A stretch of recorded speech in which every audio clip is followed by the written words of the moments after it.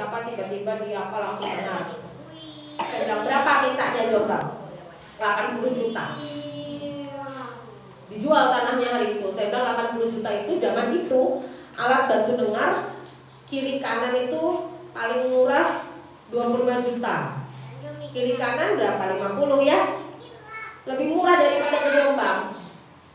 Mereka tetap ke Jombang karena janjinya sekali ditempelin apa gitu besok benar. Kembali dari sana habis 80 juta tetap di SLB karena nggak bisa dengar. Tapi orang Indonesia kan begitu, saking malesnya belajar, saking malesnya ikhtiar, saking malesnya capek. Indonesia itu paling cepat sungkan ruwet, sungkan apes, sungkan ribet, pokoknya ndang wis ndang rampung ndang cepet. Anakku ben koyo anak liyane. Kenapa? Karena netizennya jahat sekali. Yang susah sebetulnya bukan kondisi anaknya, yang susah adalah komentar kaum dene, betul? Apa anakmu tuh dari mana? Kayak cari, anakku wis iso, anak itu loh. Iya ada kan tetangga. Ya saya nggak bilang tetangga yang di sini mungkin baik-baik semua, amin insya Allah ya. Tapi ada di luar sana tetangga-tetangga di negara 62, betul? Luar biasa pemberiannya. Ya kan? Akhirnya kita mencari cara instan ketika anak-anak kita butuh bantuan. Tapi sudah 12 bulan kok nggak ada perkembangannya. Ya memang butuh proses, nggak bisa langsung. Betul? Sama kayak orang gemuk minta cepat kurus, minum obat diet lucu, bikin gemuk badannya berbulan-bulan, minta kurusnya dalam sehari. Kan ngumpulin lemak ini nggak mungkin sehari bu, sehari makan cake langsung besok gemuk begini kan nggak mungkin. Saya bertahun-tahun ini minum kopi manis, teh manis, ya. Ini ada kue ulang tahun sebelah sini, gitu kan? Ini ada batagor sebelah sini, ya kan? Sebelah sini ini ada somai lengkap, kan? Ngumpulinnya tahun-tahunan, mintanya kurusnya seminggu, kan aneh. Minum obat diet, diminum obat dietnya bener seminggunya langsing, tapi jurusannya infus sama oksigen, betul kan? Nah itu anak-anak juga kita perlakukan begitu, kita nggak mau capek, nggak mau repot berusaha, maunya cepet diem, kasih HP, cepet bisa ngomong, panggilin guru les, cepet bisa baca, dilesin dari pagi sampai malam. Anak rewel, tinggal diceples sama dijiwin, cepet deh. Tapi berhasil nggak buat anaknya? Oh enggak. Gitu ya. Ini saya bantu jelaskan lagi. Ini perkembangan anak. Ini bentar. Guru apa sudah punya ini? Sudah punya ini kan? Ibu-ibu? Sudah. Dari puskesmas. Ada ya. Sampai usia berapa puskesmas nantinya? 60 bulan itu berarti 5 tahun. Nanti ini mau di copy boleh karena kami punya sampai 8 tahun. Ya. Nah ini ibu-ibu di rumah udah pernah baca? Belum. Sudah tapi lupa.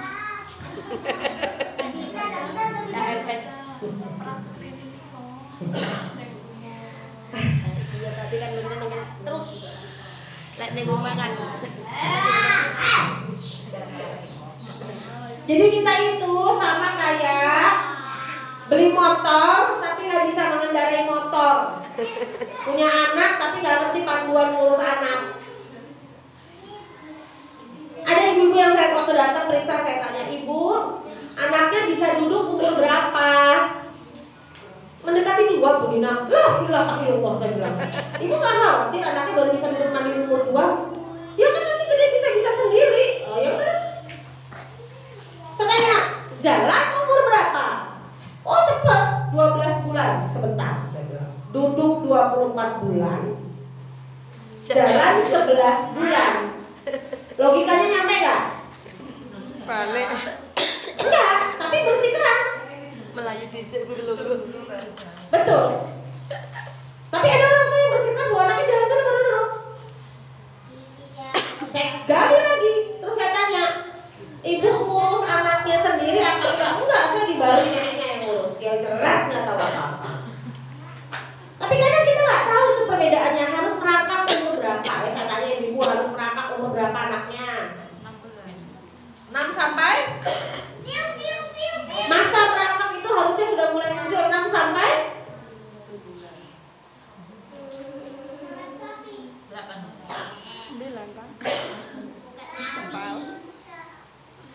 6 sampai 9. Tuh, merangkak.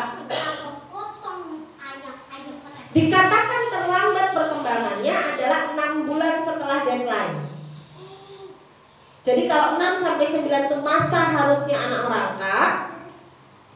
9 ditambah 6 berapa? 15 bulan. Sampai 15 bulan masih belajar merangkak normal. Tapi 15 bulan ke atas tidak merangkak, gangguan motorik. Indonesia lucu, banyak yang bangga kalau anaknya nggak merangkak. Langsung jalan ya Bu Nina. Ada yang ketinggalan. Berarti ada masalah sama perkembangan anaknya. Nah iya, ada masalah sama perkembangan anaknya. Perlu dievaluasi kembali. Perlu dilihat kembali. Ini ibu sambil ngecek ya anak-anaknya ya. Nih.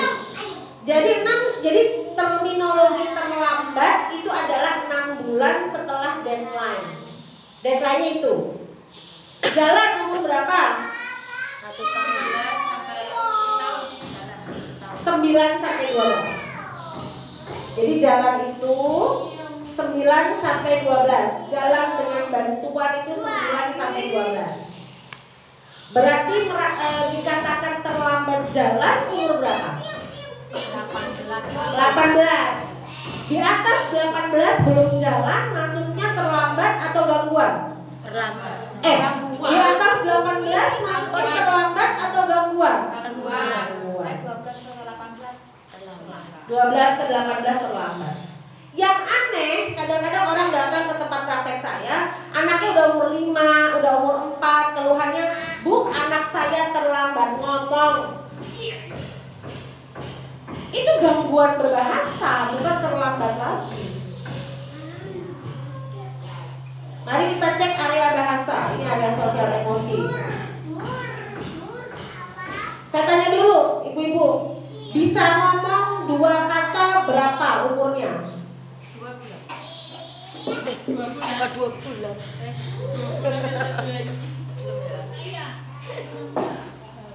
Ini bahasa, ini perkembangan bahasa. Jadi semua aspek kami ukur. 4 aspek besar itu motorik, bahasa, sosial, emosi. Ini area bahasa. Area bahasa, umur berapa dia bisa mengucapkan lihat? 12 sampai 18 bulan itu menggunakan jargon atau frase prabahasa. Kelihatan ya Bu ya? Ini mungkin bisa digeser gitu Bu biar lebih jelas. Fokusnya. Bisa Bu. Ke kanan, enggak ke kiri. Oh paling fokus ke kanan. Enggak, kanan dikit ke kiri. Nah itu kan. Bisa. Enggak apa-apa ya.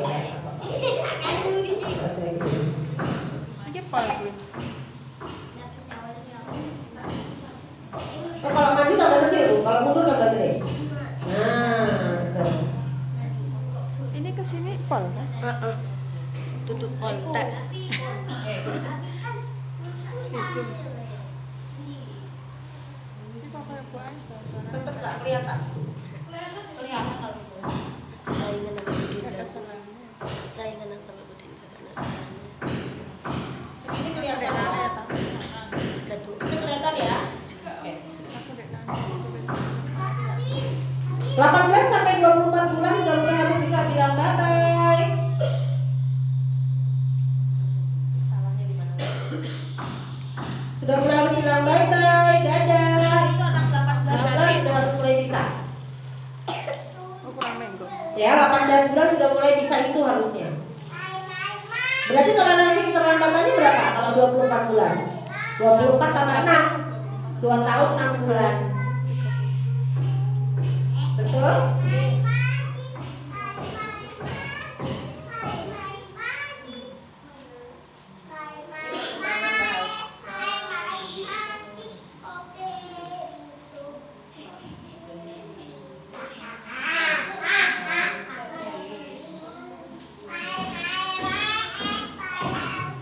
Lihat, perkembangan bahasa pada usia 24 bulan sudah harus menunjukkan ketertarikan pada gambar dan buku.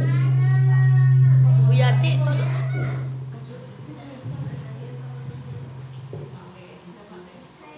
madep itu.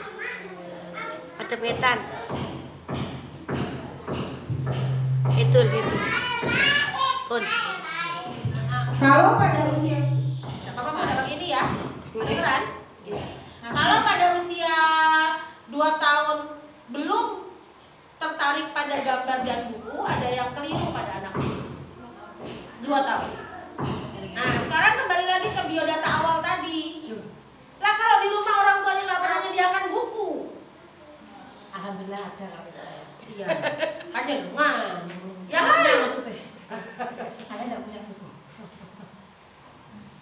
buku bergambar, buku cerita. Kalau uangnya habis buat beli cilok, kerupuk lidi, kerupuk kacang, terus nanti kalau disuruh beli buku harganya cuma 25.000, ibu bilang mahal ya bu, cilok satu bungkus 5.000, kalikan 5 hari 25.000. Dayat cilok dulu, beli buku bergambar satu bisa sebetulnya, tapi kan nggak bisa menolak ciloknya, betul? Cilok lebih menggoda. Jadi jangan heran kalau perkembangan bahasa anaknya kayak cilok, lengket. Karena nggak mau berkorban demi perkembangan anaknya. Betul? Dia harus mulai tertarik di buku ada, wah ada hewan, wah ada kambing, wah ayam. Nanti dilihat ayam di luar, ayam sama, kuku. Dapat kita perkembangan bahasa. Anak yang kurang stimulasi, ini saya garis bawahi dulu. Anak yang kurang stimulasi, anak yang kurang stimulasi, belum tentu anak berkebutuhan khusus. Tetapi banyak anak-anak yang salah pola asuh, tampilannya seperti anak berkebutuhan khusus. Ada 30% populasi anak itu yang bukan anak berkebutuhan khusus, tetapi seperti anak berkebutuhan khusus karena cara mengasuhnya keliru. Karena cara mengasuhnya keliru. Karena kita nggak paham ini. Gitu ya. Anak umur 24 sampai 30 bulan sudah bisa ngomong ini punyaku. Ini punyamu. Ya, udah kelihatan.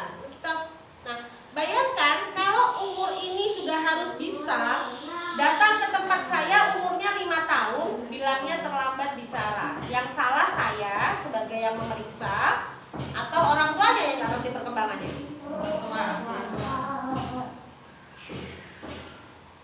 Kalau 5 tahun jelas sudah gangguan berbahasa, bukan lagi terlambat. Terlambat itu ketika ini kan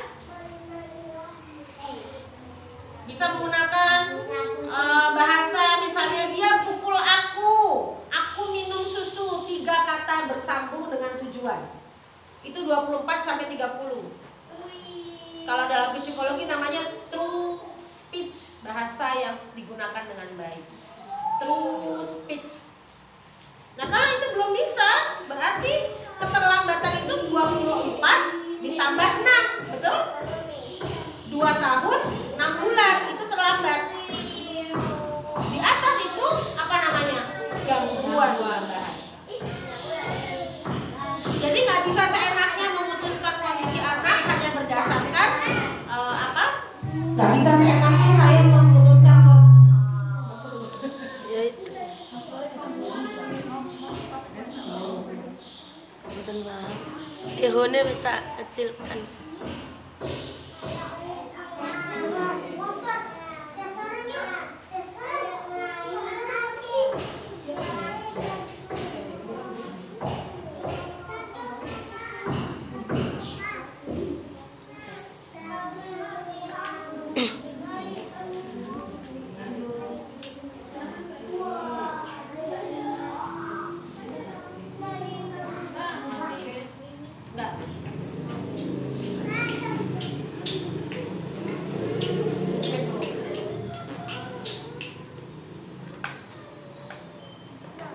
Ntar lagi nunggu ya, sambil saya ngomong begini nanti sampai di sini mungkin ada ibu-ibu yang mau tanya dulu tentang apa itu, atau saya jelaskan sedikit. Nanti ada bedanya antara pertumbuhan dan perkembangan. Ada perbedaannya. Apa bedanya tumbuh dan kembang? Kalau tumbuh itu menyangkut isi, kembang menyangkut. Ya, betul. Kalau tumbuh itu yang kelihatan. Jumlah gigi, tumbuh rambut, gitu ya. Warna kulit, kecerahan mata, tinggi badan, berat badan. Itu pertumbuhan. Yang namanya kuantitatif, kelihatan, bisa diukur. Tinggi badan bisa diukur ya Bu.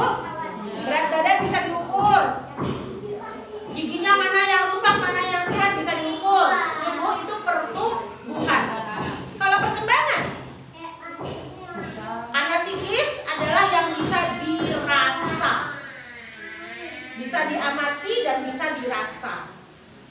Kayak tadi kan, anaknya baru bisa mengucapkan 3 kata, bisa diukur jumlah katanya. Tapi kan anak ini tergolong yang terlambat atau enggak pakai perasaan, betul nggak? Itu namanya perkembangan. Nah, anak punya tugas perkembangan. 1 tahun harusnya bisa apa saja tadi yang saya tampilkan ya. 2 tahun harusnya bisa apa saja. Kenapa harus diukur, Bu? Betul. Kenapa harus tahu biar tahu terlambat atau tidak? Ya segera ditangani. Kalau terlambat biar segera bisa kita tangani. Lalu apa lagi? Kenapa kita harus ukur? Selain keterlambatan. Gangguan. Gangguan, betul. Selain keterlambatan dan gangguan. Efek sesuai dengan pertumbuhan dan perkembangan usia. Agar kita tahu anak kita ini sudah tumbuh sesuai atau tidak. Kenapa biar sesuai? Agar potensinya tercapai. Agar kita tahu anak ini pemetaannya kayak gimana. Jadi hasil psikotes, hasil pemeriksaan dokter tuh bukan untuk menghakimi anak-anak ibu semua, bukan. Buat apa? Psikolognya punya kurang kerjaan kalau menghakimi anak orang. Kerjaan saya udah banyak, Alhamdulillah ta'ala banyak banget. Gitu ya. Kalau harus bilang, Bu, anaknya ini makannya karena mama, itu keliru. Terima kasih. Coba dulu oleh makan.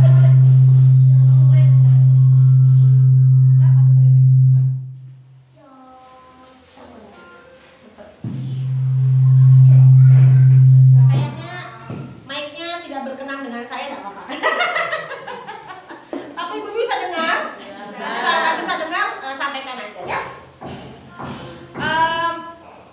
Bahwa pemetaan tadi yang saya sarankan itu sudah nyolok ya, sudah nyolok. Ini laptopnya. Siapa gitu? Nggak masuk.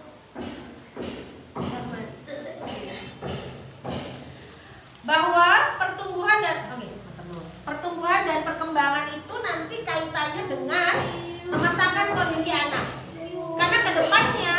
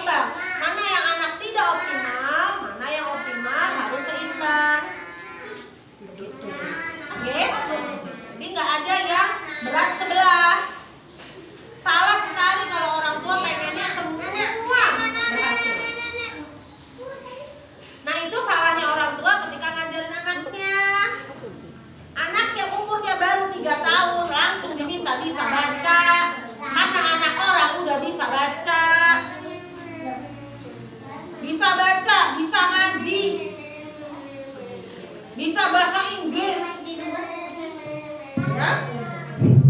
Nyengong. Tambah lemade. Tambah nyengong lemade. Pulau pecah.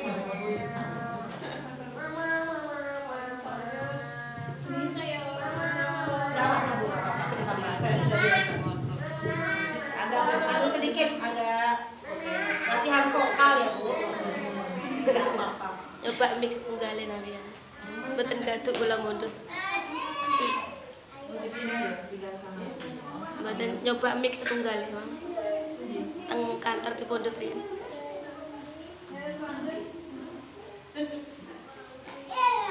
Sambil nunggu materinya ya Bu, jalan ya. Agak lemot memang HP apa laptopnya. Nah ini ya, oke.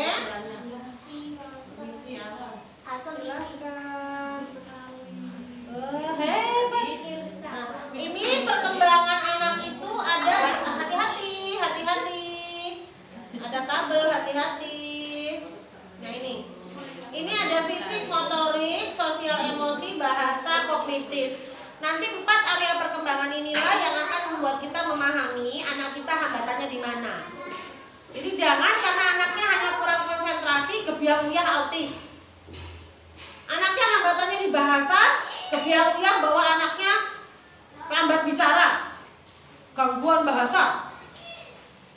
Terus kadang diagnosisnya suka bikin macam-macam model ya, suka-suka orang tua sendiri bikin diagnosis. Anak saya terlambat bicara dan ada gangguan konsentrasi, Bu. Siapa yang bilang? Saya. Lihat di mana? Facebook. Kok tahu langsung dari situ? Saya diagnosis sendiri, saya kira-kira. Semisal. Ya saya yang sekolah 7 tahun ini kan jadi menyesek ya Bu ya. Saya bikin diagnosis kudu apa? Bagus. Maaf kalau dibilang Bu. Saya nyengong. Tambah banter. Oh, tambah banter. Tipe berarti. Coba TP 3 seringitan. Latihan olah vokal. Nyala. Keren bu.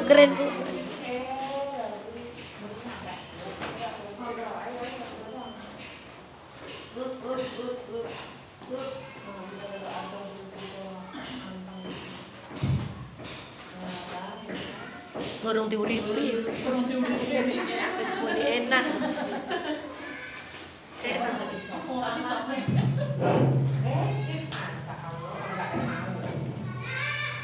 Terima kasih.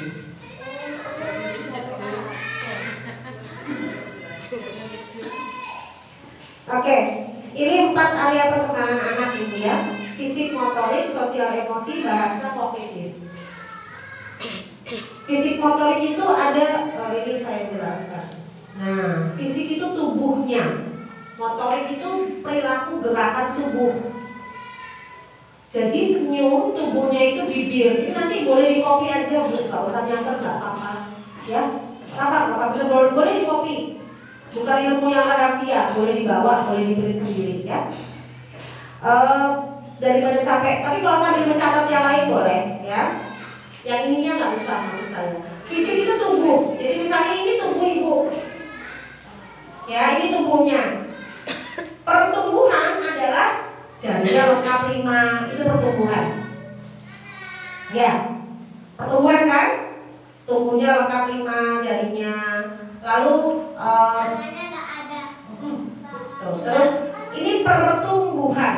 Perkembangannya terkait fisik dan motoriknya berarti geraknya harus sesuai dengan tubuhnya. Itu fisik dan motorik. Begitu. Jadi motorik itu geraknya harus sesuai dengan kondisi fisiknya. Orang mengira motorik itu pokoknya dia kuat di gerakannya Bu. Ya begitu. Gerakannya harus sesuai dengan fungsi pertumbuhannya. Yaitu fisik. Anak-anak berkebutuhan khusus yang fisik motoriknya terganggu, itu ada yang namanya cerebral palsy, yang lumpuh kayu. Tahu ya? Yang dari dari tubuh tengah ke bawah dia nggak bisa jalan, ada yang tubuh atasnya nggak bisa bergerak. Itu ABK yang namanya cerebral palsy. Ada yang misalnya karena kecelakaan tangannya patah sebelah, ada. Itu anak-anak dengan gangguan fisik motorik. Tuh, ya. Lalu ini ada yang namanya sosial emosi. Nah ini sosial itu hubungan antar manusia dengan manusia lain dan lingkungannya. Emosi bentuk-bentuk perasaan orang lain, bentuk-bentuk perasaan manusia. Saya tanya, kenapa sosial dan emosi tidak bisa dipisahkan?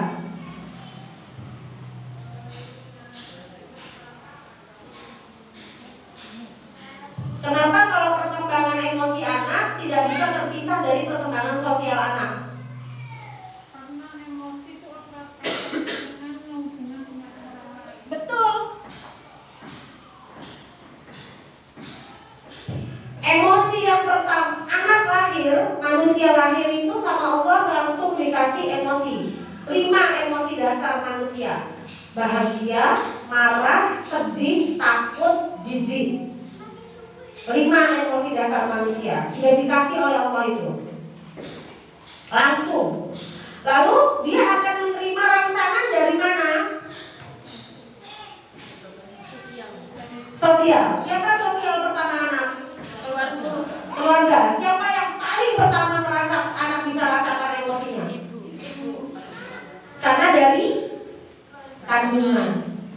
Maka sosial itu kaitannya dengan perasaan manusia, karena manusia menerima dari orang lain baru punya perasaan. Lalu perasaan itu harus diekspresikannya ke siapa? Ke orang lain. Dalam arti orang lain adalah sosial. Jadi hubungan sosial emosi harus bersamaan.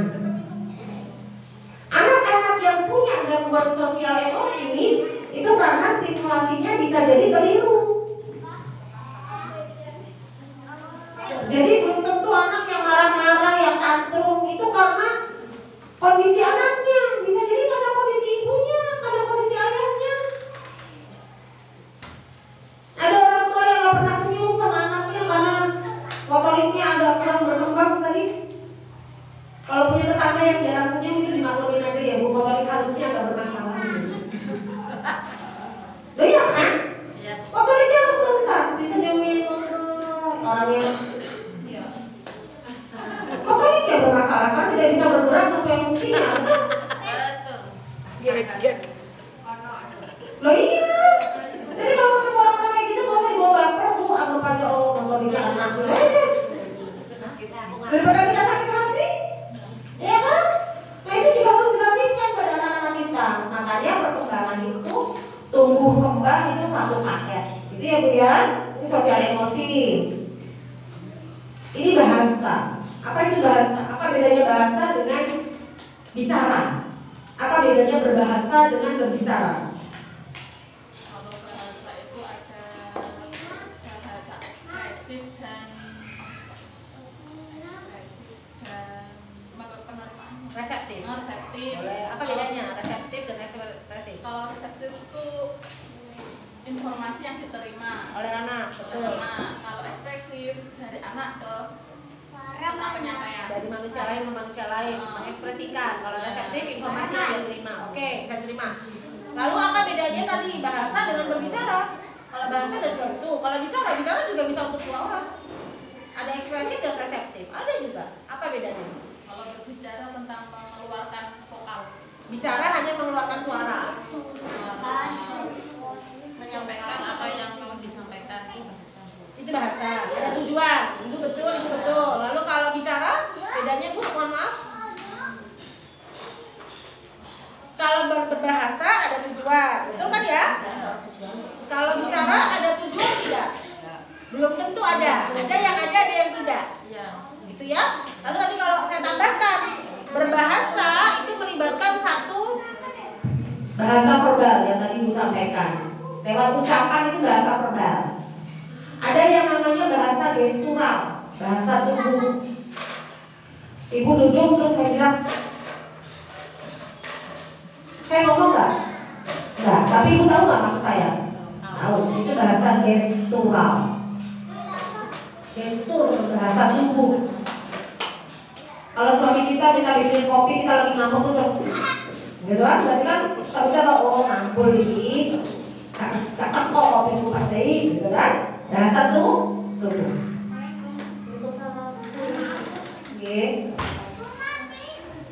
Lalu ada bahasa berikutnya namanya bahasa paraverbal. Paraverbal itu intonasi yang membedakan bahasa verbal kita. Saya contohkan paraverbal. Kalau saya bilang air, intonasi, sebentar, saya contohkan. Lalu saya bilang lagi air. Lalu saya bilang lagi air. Lalu saya bilang lagi air. Beda nggak? Beda. Apa reseptifnya yang beda apa? Yang pertama apa? Lagi ya. Air. Apa maksud saya? Memberi informasi. Betul. Menjelaskan bahwa ini air. Betul ya? Kalau saya bilang air, tanya, saya nggak tahu apakah ini air atau bukan. Ya. Lalu berikutnya kalau saya bilang air, minta.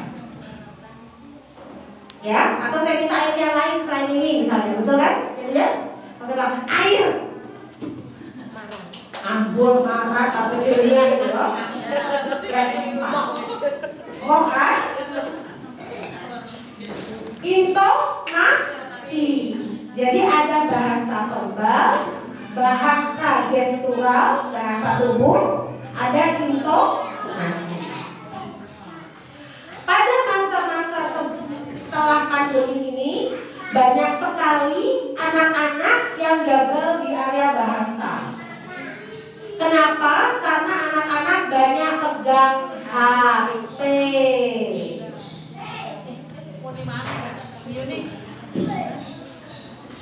Gak apa-apa. Mungkin sayanya karena dia dekat dengan apa? Apa mungkin karena dekat dengan ini ya Bu ya?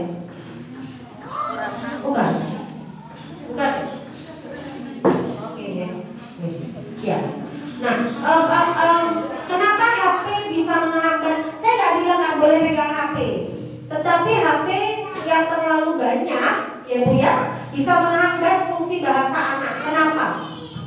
Karena HP tidak melakukan kegiatan apa? Betul, HP tidak melakukan hubungan yang kedua tadi, sosial emosi manusia dengan manusia lain. Itu yang pertama. Yang kedua, kenapa HP bisa menghambat kemampuan berbahasa anak? Laptopnya ceblok. Pakai ini aja Bu. Bu Yuni, tablet niki mawon sing dawa. Kayaknya emang nggak bisa. Nggak apa-apa Bu, saya Harus dipaksakan. iya kasihan. Kenapa HP kemudian Gak dikunci. Pada namanya Bu Yuni. apa? Ditutup tapi jangan sendiri bisa buka.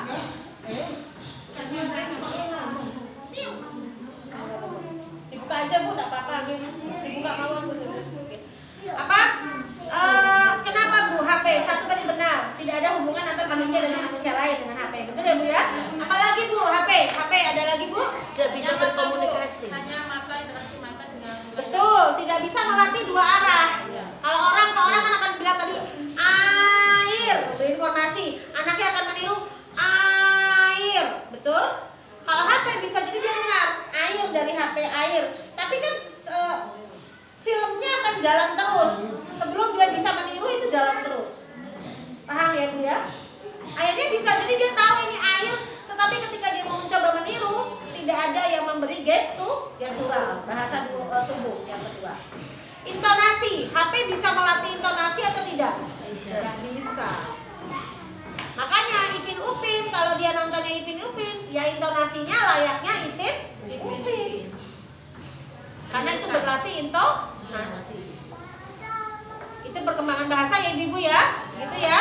Oke, nanti kita akan belajar bersama kenapa ABK, bagaimana.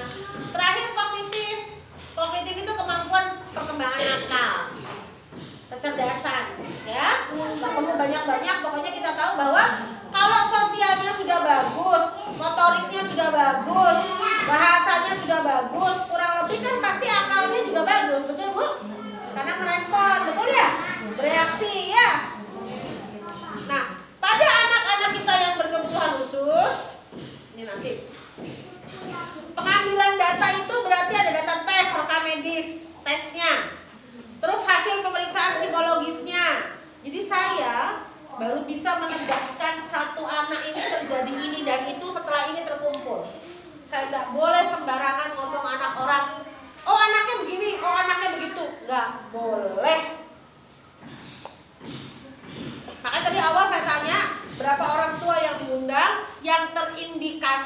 saya tanya ke salah satu guru-guru betul, yang terindikasi berarti belum tegak diagnosis, apalagi dari saya karena saya belum periksa, betul Bu?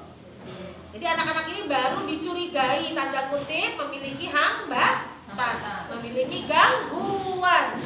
Jadi perlu kita evaluasi kembali berdasarkan rekam medisnya. Pernah nggak ke dokter?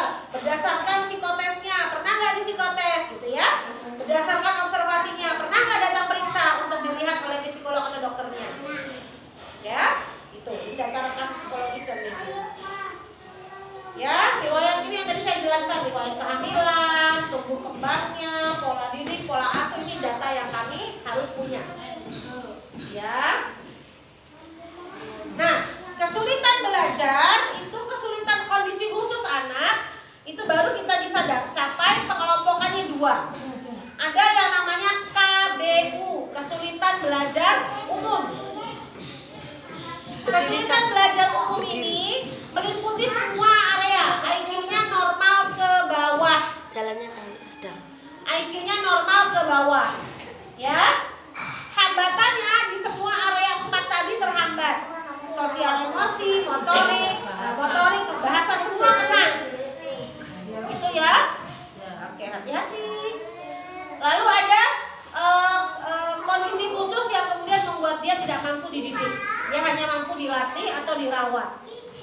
Ibu ya, itu kesulitan belajar umum.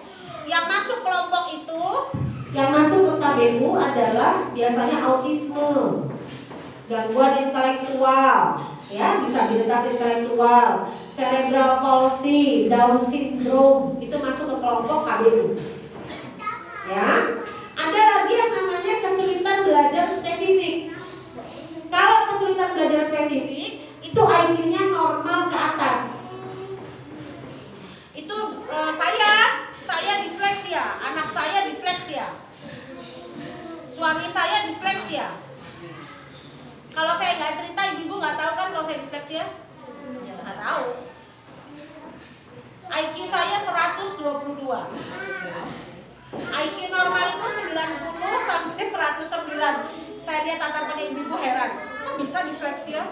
Ya bisa. Saya disleksia dewasa. Deddy Corbuzier disleksia dewasa. Tahu yang bikin pesawat ulang-alik ke Mars? Itu disleksia dewasa. Karena kami masuknya KBS, kesulitan belajar spesifik. IQ kami baik-baik saja, tetapi ada hambatan spesifik pada area-area tertentu. Kalau saya di bahasa, ya, karena disleksia itu area bahasa. Jadi tidak semua anak berkebutuhan khusus itu yang dianggap sebagai zaman dulu non-sewu. Pokoknya semua ABK dianggap idiot, betul? Area aktif ABK, kalau diatur ABK, nggak begitu. Ada anak ABK yang IQ-nya tinggi tapi hambatannya spesifik, ada. Makanya nggak boleh tergesa-gesa. Anak saya disleksia, IQ-nya 126.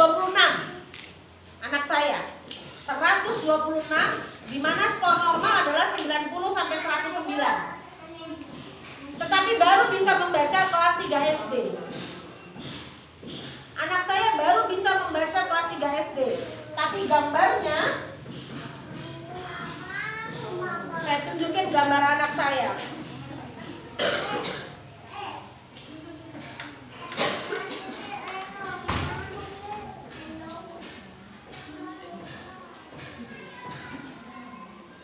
Kenapa buka Gojek ya Bu? Kita nggak mau kemana-mana.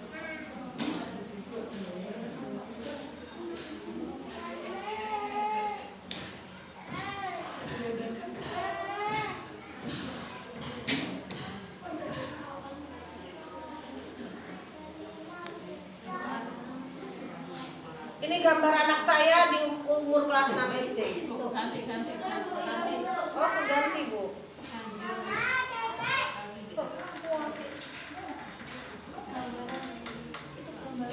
Gambar, ini pakai digital art, udah pakai laptop. Ini yang gambar sketsa tangan. Ini gambar sketsa tangan. Anak saya.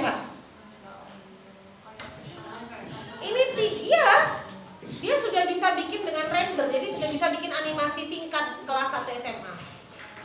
Itu bikinnya barusan. Oh ini kelas 6. Oh, kelas 6. Baru terlihat bakatnya di kelas 3. Tapi tidak bisa baca sampai kelas 3 SD. Apakah yang punya gambar kayak gini tergolong anak bodoh hanya karena tidak bisa baca? Kan nggak mungkin. Dan ini tidak pakai kursus, tidak pakai les. Dia hanya nonton YouTube saja. Ini gambar terakhirnya ini.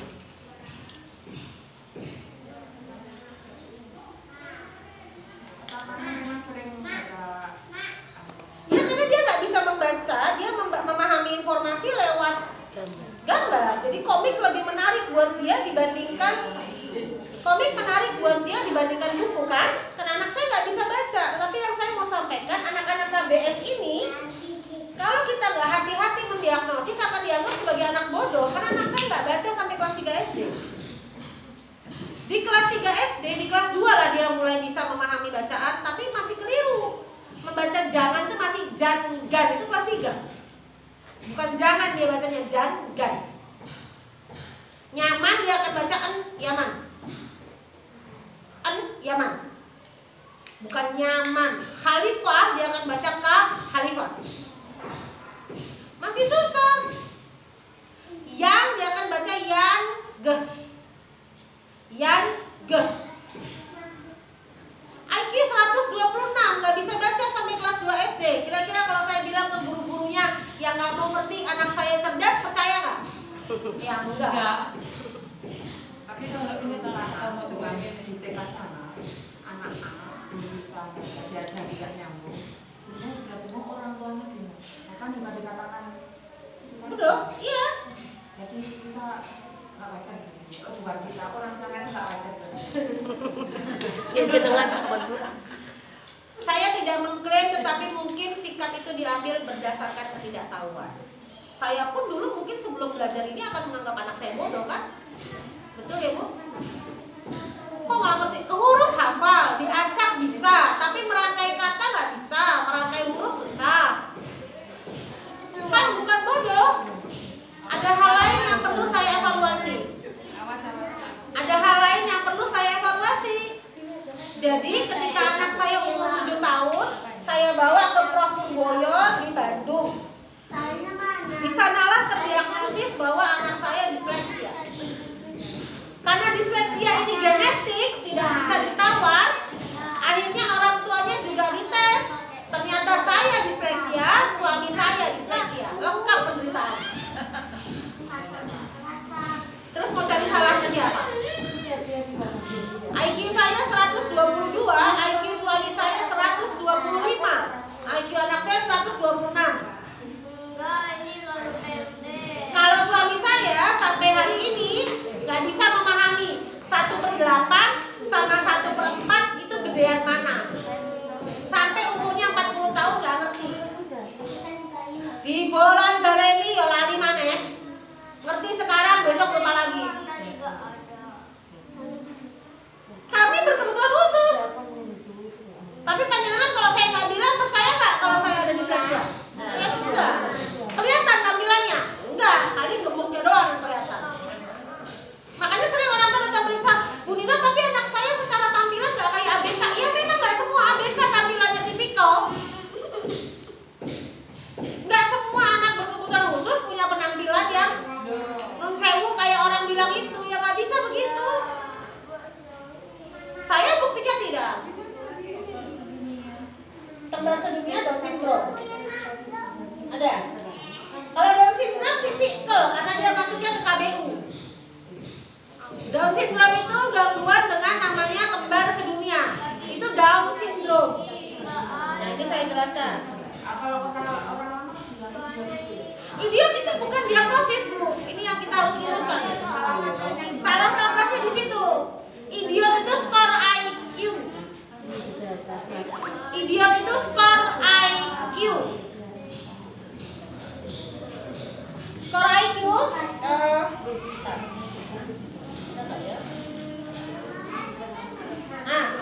skor IQ itu gini, ada yang normal, ya. Skor IQ itu ada gini, Bu.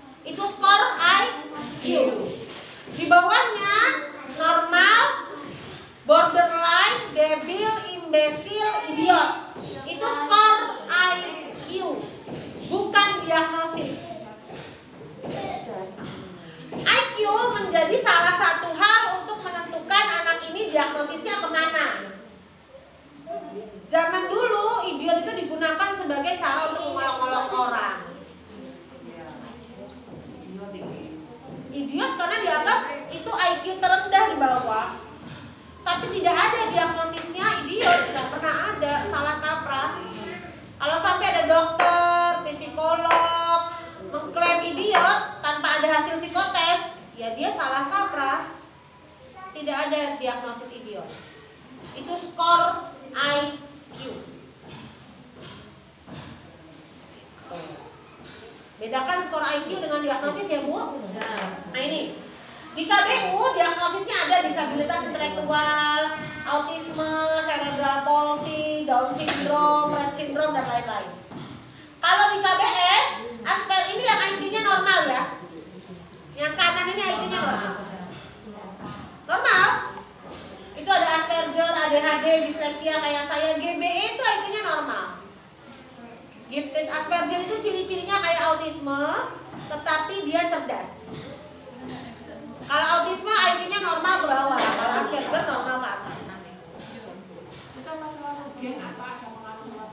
Ada yang diagnosis ini, ada yang beberapa karena gen, ada yang tapi rata-rata karena internal perkembangannya, bukan karena faktor luar. Kalau faktor luar tadi yang saya bilang, modifikasi perilaku yang termodifikasi karena salahnya pola asuh.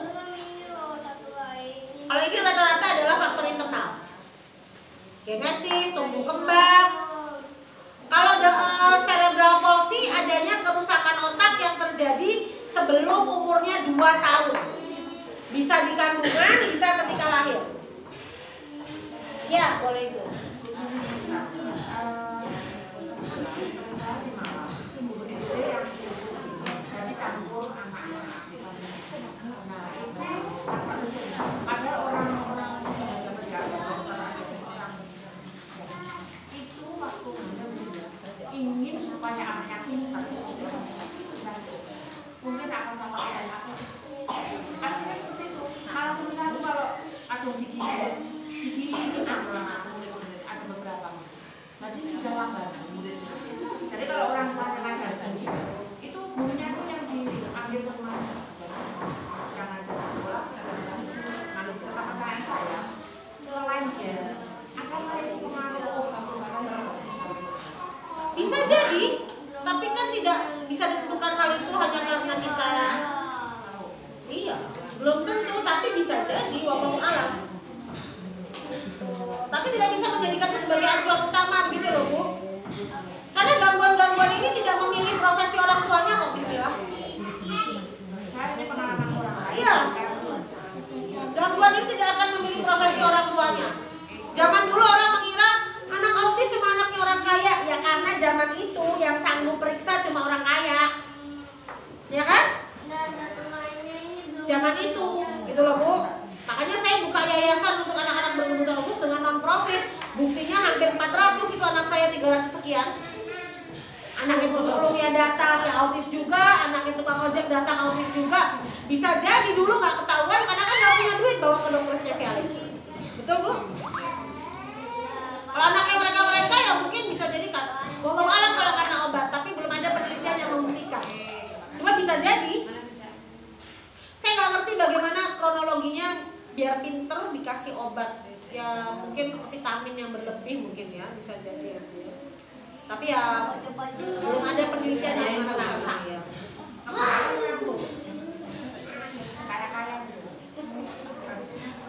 Ya silakan Ibu. Terima kasih. Assalamualaikum warahmatullahi wabarakatuh. Waalaikumsalam warahmatullahi wabarakatuh. Mohon maaf tadi saya kayak terlambat tapi oleh kepala sekolah. Oh nggih, mboten napa-napa. Mohon maaf ini tadi saya nggak ikuti dari awal ya. Nggih. Saya mengikuti cuplikan sedikit-sedikit tapi ini yang perlu saya sampaikan karena kondisi sekolah TK Kotija memang ada anak yang diutarakan oleh dirinya. Jadi saya sebagai guru bagaimana untuk mengatasi anak yang namanya autis seperti itu, saya sebagai guru kelas nanti bisa tuntutan wali murid yang harus di dalam motorik kasar harus bisa, motorik harus bisa.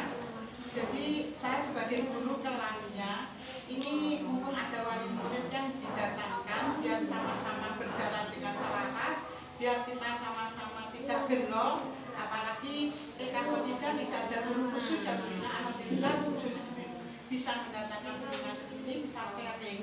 Jadi bisa ada jalan keluar, semoga Bu Rina membantu Bu Sudut di TKP 330. Ini yang pertama. Saya ada 3 anak yang perlu saya tanyakan Bu Lina. Di dalam kegiatan motorik halusnya, dia yang pertama apa yang dikatakan Bu Lina tadi, di situ ada anak yang daya ingatnya sampai bertahan cuma 2 hari ya. Sedangkan ini murid saya ada yang 1 daya ingatnya umpama ya, saya ngajari motorik halus. Ini loh cara melipat ini bisa, tapi sesudah itu saya sudah tidak ngomong lagi, dia sudah tidak bisa. Itu loh Bu Lina. Bagaimana cara mengatasi anak yang saya hadapi seperti ini? Itu yang pertama. Yang kedua, ini saya punya murid yang dia selalu menghayal dengan mainan. Bermain terus dia kadang menghayal bendera itu sampai dia menghayal ini loh bendera merah putih sampai dia jalan-jalan di kelas. Diberi kegiatannya lain dia tidak mau sampai dia puas dengan apa yang dia jalankan. Untuk menghadapi anak yang seperti ini, saya sebagai gurunya bagaimana? Yang kedua, yang ketiga, ini ada anak di dalam kegiatan motorik harusnya saya harus berkali-kali menghadapi anak ini. Ayo pinter, ayo pinter, ayo pinter. Dengan kata-kata itu dia harusnya bisa berjalan. Ayo pinter, ayo hebat, ayo pinter. Mohon dengan 3 pertanyaan saya ini Bu Lina mohon petunjuk dan arahan dari Bu Lina. Saya sebagai guru utama anak-anak yang tidak punya fisik itu ya. Terima kasih Bu Lina. Assalamualaikum warahmatullahi wabarakatuh. Ini kita akan mengarah ke sana Bu. Jadi di awal ngapunten nggih. Tadi di awal kita sudah sepakati bahwa menurut saya Bu, tadi autisme itu yang membawa diagnosis orang tuanya yang mengatakan autisme atau kita yang mengklaim dia autisme? Saya. Nah, itu yang tadi di awal kita bicarakan. Iya. Karena belum tentu yang panjenengan klaimkan sebagai autisme itu autisme. Karena kan belum pernah ada pemeriksaan yang akurat ya. Iya. Nanti saya akan membantu memberikan ciri-ciri autisme itu apa. Tapi itu kita bisa selesainya 9 hari Bu nanti insyaallah. Insyaallah kita. Baru dapat kesimpulannya Bu. Ya Bu. 9 hari baru dapat kesimpulan. 9 hari baru Ibu bisa memahami materi secara komprehensif. Iya. Saya 7 tahun aja sekolahnya dulu masih belajar terus tiap hari Bu. Iya. Masih. Setiap ada parenting, ada apapun terkait ABK saya akan monggo Rumah bisa digoleki. Mami idola sponsor. Mari Bu Mami. Ya, nah ini saya langsung aja. Nah ini kadang-kadang ini pemahaman umum. Saya lanjut ya Ibu ya. Makanya emang enak kayak tadi ya, asal klaim langsung autis gitu ya. Berarti karena nggak perlu belajar kan ngantuk ya Bu, ngantuk. Ini Ibu sekarang. Bilang di sana pakai ngaku dewe itu piye? Ya. Enggak apa-apa Bu. Karena kan kita ketika belajar jadi harus berpikir ya. Ketika harus berpikir kan harus bertindak, gitu ya. Oke. Ini yang ada secara umum Bu. Secara akademis penggolongannya biasanya begini. Anak-anak yang tidak mampu menggunakan penglihatannya dengan baik, kalau dalam akademis dimasukkan ke SLBA, tuna netra. Kalau yang tidak mampu berbahasa, bicara dan mendengar, biasanya dimasukkan ke SLBB atau tuna rungu. Tidak mampu dalam dulu bilangnya cacat mental ya, itu oleh orang-orang dimasukkan ke SLBC, gagal mental gitu ya. Tunadaksa atau anggota tubuhnya tidak ada dan segala macam SLBD. Makanya kalau Ibu baca pelang SLB PGRI ABCD itu bukan nama sekolahnya ABCD Bu. Loh kan? Ujian penting keluar itu ujian universitas. Bukan, ini sudah sarjana semua baru tahu kan? SLB PGRI ABCD itu bukan nama sekolahnya ABCD. Itu gangguan yang diterima oleh SLB tersebut. Semuanya. Tunanetra, tunarungu wicara, tunadaksa. Nanti di bawahnya baru nama sekolahnya Bu. Sampai ke komersial. Kamboja, iya. Gampang ABC. Biasanya dia kan betul itu. Kan opo. Nah, makanya saya Masya bilang Allah, kurang ngocok. Baru tahu. hal sesimpel ini aja kadang-kadang kita nggak ngerti, betul Bu ya? Iya. Tuh. Oh, yang punya tunalaras. Tunalaras itu adalah anak-anak dengan problem pengendalian emosi dan perilaku asosial. Asosial itu misalnya anak tawuran, anak preman, anak narkoba, mukul temennya semua, gitu ya, tusuk orang, itu tunalaras. Kalau dalam, nah ini penggolongan berdasarkan terminologi akademis dan umum. Kalau penggolongan kami medis dan psikologis tadi, autisme, cerebral palsy beda. Repotnya, akademis sama psikologis dan medis belum nyambung.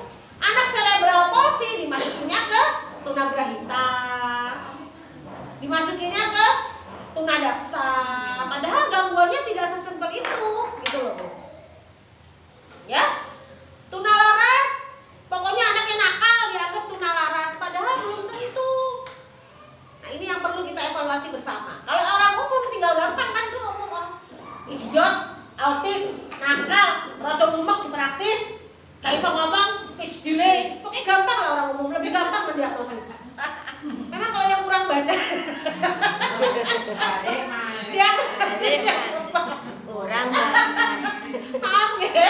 Tunaganda itu yang apa ya? Kalau tunaganda ada dua Bu, berarti misalnya tunanetra dengan autisme. Tunarungu ya, ganda. Bisu berarti itu ganda kan? Bicara dan rungu. Tidak, itu tunggal. Karena kalau rungu Saset nih Bu. pasti bicara. Iya. Kalau rungu pasti bicara, kan nggak pernah dengar apapun dalam kehidupannya. Kalau bicara ya satu rangkaian itu. Kalau bicara saja tidak rungu ya tunabicara. Misalnya ada pita suara yang terhambat gitu ya, itu tunabicara. Tapi kalau tunarungu pasti bicara.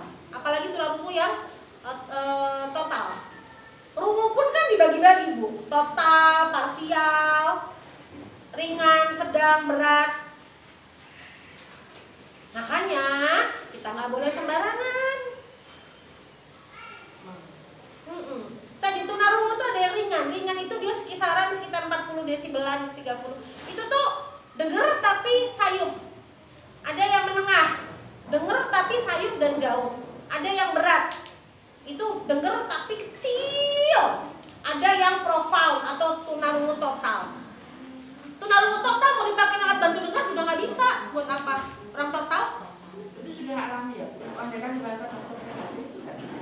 Ya, makanya harus ada pemeriksaan. Nah, tunarungu pemeriksaannya panjang lagi. Dokter THT, tes pendengaran, audiometri dan BERA di Surabaya, di Jember. Nanti setelah itu baru dipakaikan alat bantu dengar. Panjang lagi. Tapi kan kita maunya gampang. Tadi kalau sekolah punya tunarungu, kalau profound berarti harus gurunya bisa bahasa isyarat. Masa Makanya saya bilang, ini mohon maaf, saya agak nggak disenengin mungkin sama dinas pendidikan ya, mohon maaf ya. Ketika kita menyelenggarakan pendidikan inklusi, semua sekolah diharuskan menerima anak-anak yang spesial. Jangan fasilitasnya dulu sama gebiar-gebiar taman Belambangan dulu yang diberesin. Maaf, nanti saya dicicil sama Satpol PP besok ya. Loh iya kan? Iya. Gurunya dulu dikasih pelatihan yang intensif. Iya. Kalau ada anak yang umek, ini terapinya. Kalau ada anaknya nggak bisa ngomong, ini bahasa isyaratnya. Ini kan pelatihannya. Maaf, saya nggak bermaksud. Ya maaf. Kenyataannya di lapangan. Gebrak-gebrok ke Malang, nginep di hotel. 70% waktunya dipakai buat selfie. 30% ketika materi. Tekluk. Tahu. Kenapa saya nggak mau jadi PNS? Maaf. Kopinya kurang gitu. Yang dibicarakan sebelum berangkat pelatihan ke Malang, guru-guru pendamping nganggo seragam apa rek? Nangko janjiannya seragam apa rek? Betul? Tidak ada buku dibawa pulang, taruh di pojokan ruangan berdebu. Buku apa yang dibaca? Banget. Itu kenapa saya tidak mau masuk dalam sistem yang begitu, karena nanti hajat hidup anak yang dikorbankan. Yang terkorbankan adalah hajat hidup seorang anak. Kita akan ditanya nanti sama Allah, ilmu yang aku aku titipkan ke kamu, kamu pakai buat apa? Sereman di dalam kubur daripada di dunia. Ya. Ketika ada tunarungu, dan tuna-tuna yang lain. Ya. Adakah perbedaan ketika lahir? Ya. Kan anaknya lahir ceprot itu kan orang tua. Betul Ibu. Ada yang tidak nangis, ada mungkin begini. Itu ceritanya kalau nggak nangis katanya. Oh betul, keliru salah kaprah. Makanya itu. Betul. Kalau itu ya saya. Jadi kita selaku orang tua rumah sakit itu punya anak, punya cucu kan. Oke, Kita betul. melampiaskan orang lain. Betul. Kalau tidak menangis, kemungkinan terbesar justru ada hambatan pada perkembangan. Belum tentu tunarungu. Tunarungu itu bisa, tunarungu dan bicara itu bisa mengeluarkan suara Bu. Tapi karena nggak mendengar, dia nggak bisa membentuk bunyinya. Contoh nih ya, mohon maaf ya, anggaplah semua rungu ya. Saya, kan Ibu berarti nggak bisa mendengar saya. Kan Ibu hanya bisa melihat wajah saya, ya. Kalau saya bilang apa? Bisa susu, bisa untu. Nah itu yang dilihat anak tunarungu. Mereka tidak bisa mendengar tapi bisa melihat.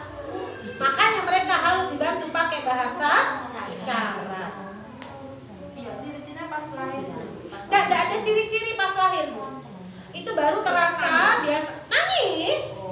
Oh, kalau Ibu main ke tempat saya ketemu anak tunarungu, kalau nangis banter Bu. Lebih keras. Keras. Lebih keras. Gaspol soalnya Mbak Ru. Lebih keras. Lebih bising lagi. Gaspol, melengking karena nggak enak. Teriaknya lebih buanter. Sama kalau kita lagi bindeng kan suara kita lebih keras ya. Tapi kan kita nggak dengar. Kalau lagi flu itu loh Bu. Anak saya sering bilang, Mami coba ngomong tau. Mami nggak dengar, Mami bilang. Sama, mereka juga nggak dengar. Nah ini yang kita nggak boleh serta-merta menentukan diagnosis dengan tergesa-gesa. Makanya di awal ketika kabupaten inklusi, saya banyak kritiknya karena itu. Tapi memang kesulitan. Nangani bocah siji wae. Satu ada 20, anaknya 1, 19 lain harus bagaimana? Mengikuti. Iya kan? Tuh, kita ngurusi yang 1, yang 19 lolos. Kita ngurus yang 19, yang 1 sudah naik ke atas genteng. Sudah dilolong benjol, betul? Sudah tawaf, betul? Ya, bener besito. Sudah sa'i, betul Bu? Sudah lempar jumroh, betul? Kalau yang dilempar tiang di tanah haram sana enggak apa-apa, yang dilempar tiang-tiang kancane. Belum ngomong. Yang itu. Yang Gurunya bengong-bengong sampai Wah. Tidak noleh, Bu. Tidak noleh sudah hilang. Iya, sedetik lolos. Loh, anak-anak kita yang spesial ini Bu, gerakannya gesit. Betul Bu? Iya. Cep ya. Iya, Bu. Nggak kelihatan, Bu. Dari atas. Salah. Sampai di dalam kelas tuh yang lain ada terganggu. Mami ada bengong-bengong tak? Ya, itu tadi Iya, Bu. Gaspol. gaspol. Saya memaklumi begini Bu, niatan pemerintah masa itu baik, bahwa yang pertama adalah semua harus mendapatkan pendidikan yang setara. Gitu ya Bu ya. Dalam arti tidak boleh ada pembeda, karena kan kalau SLB dan lain kan jadi kan ada pembeda ya, yang ini di sini, yang ini di situ. Tetapi yang saya kritik adalah kesiapan pada pesekolah. Nggak perlu disiapkan yang sarana aneh-aneh, nun sewu. Saya kebetulan bukan tipe yang suka gebiar-gebiar ya, gebiar dipasang di belambangan bla bla bla. Yang penting sekolah ini loh perlu diapain, gurunya dikasih edukasi. Berapa kali sekali pelatihnya datang melatih guru-guru. Sekolahnya punya tempat terapi internal atau tidak. Kalau ada anak yang kayak gini, mainannya yang kayak gini. Kalau ada anak yang kayak gini, stimulasinya kayak gini. Kan itu dibutuhkan sekolah, betul Bu? Betul.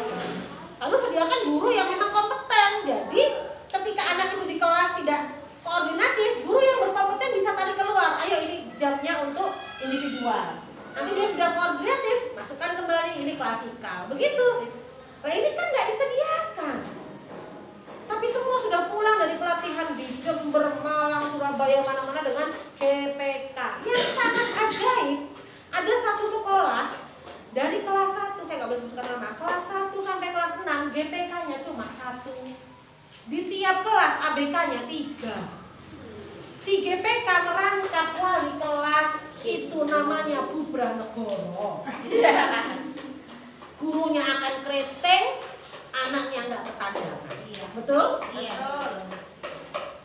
Tapi itu terjadi karena khawatir, karena hukumnya, karena kebijakan dinasnya adalah tidak boleh menolak. Tapi tidak juga dicarikan bantuan untuk dapat pemeriksaan yang baik. Yang saya lihat lagi kemarin pemeriksaannya salah kaprah. Sekolah suruh pilih satu, dikirim ke dinas, suruh diperiksa di sana. Lebih ngawur lagi. Lah pemeriksaan itu kan kita yang datang, ada 10 anak ya kita periksa 10-10-nya. Ini begini, ini begini. Kan pemetaan tadi di awal ya Bu ya, betul kan? Yang ini penanganannya begini, gurunya sebaiknya yang begini. Itu pemeriksaan. Nek guru nek kon pilih, bawa ke sana. Nanti di asesmen di sana. Gimana? Gurunya juga nggak ngerti anak mana yang harus dipilih. Oh kita nggak ngerti anaknya kenapa, betul? Itu. Sedih saya. Saya tidak memprotes, nanti saya dicabut lagi anunya ya. Bukan, tetapi mari dudukkan pada posisi yang benar. Saya makanya tidak mau gebrak. Ini lebih baik datang ke sekolah-sekolah langsung begini, mendingan begini, gurunya tahu langsung. Gak ada masalah saya. Tapi kalau caranya ini akan tidak dapat banyak hal, tapi dapat seremonial saja. Kalau ini kan ibu langsung mau tanya silahkan, begitu kan? Iya. Tidak ada seremonial. Bagi saya penting karena nanti kalau saya mikir nanti di akhirat dikubur dia, nggak usah di akhirat, ilmumu kamu pakai buat apa? Allah bilang kun faya. Saya hari ini bisa ada di hadapan ibu-ibu karena ilmunya masih ada. Kun fayakun detik berikutnya misalnya tiba-tiba Allah cabut ilmu saya sakit atau saya kecelakaan, nggak ada lagi yang ngangkut saya, betul? Semasa hidup masih ada ilmunya harus dipakai karena nanti ditanyain. Dia mengerikan. Jadi seremonial itu bagi saya, mohon maaf ini di luar konteks tapi perlu dibicarakan. Karena kalau tidak ibu-ibu akan kewalahan betul di sekolah. Oke? Ini langsung ke sebelum kita betul-betul tanya sesi tanya jawab sama prakteknya yang banyak ya Bu ya. Ini adalah terapi-terapi yang biasanya digunakan oleh para ahli yang benar. Jadi dalam terapi-terapi ini tidak ada terapi lumba-lumba, tempel koyo, nggak ada ya Bu ya. Saya pernah ketemu tuh Bu terapi tempel koyo, nanti katanya autisnya diserap sama koyonya. Dilepas, tempel lagi, nggak ada, belum ada ya, itu ya. Ya, Ki Joko ini, ajengan siapa, anu siapa, terus pokoknya, itu ya. Tapi kalau itu diyakini orang tua ya monggo mawon, daripada nanti dilarang orang tuanya tidak kerso ya Bu ya. Cuma kalau kami tidak memakai itu, Bu, saya direwangi keringetan sampai bocor. Ini anak-anak Bu, ini anak-anak yang ngasih stempel. Ini anak saya dicakar, ini anak saya dicokot, ini anak saya dikerauk, ini kemarin dagingnya hilang sedikit. Kesedot sedikit Bu, tanda sayang, sedang cium saya kan. Allah sak daging-daging. Kalau orang nyium pakai bibir, dia nyium pakai gigi. Anak-anak saya sakti-sakti Bu, Masya Allah. Ini ya Bu ya. Awannya terbang.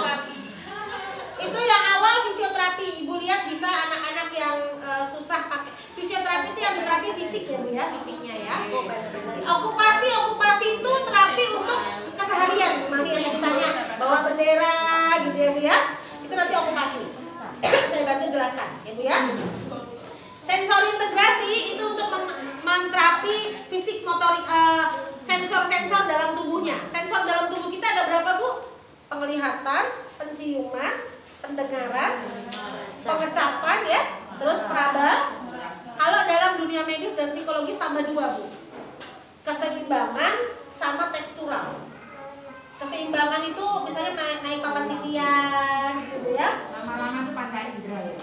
Yang 5 tadi panca indera ditambah 2. Ya, betul Bu.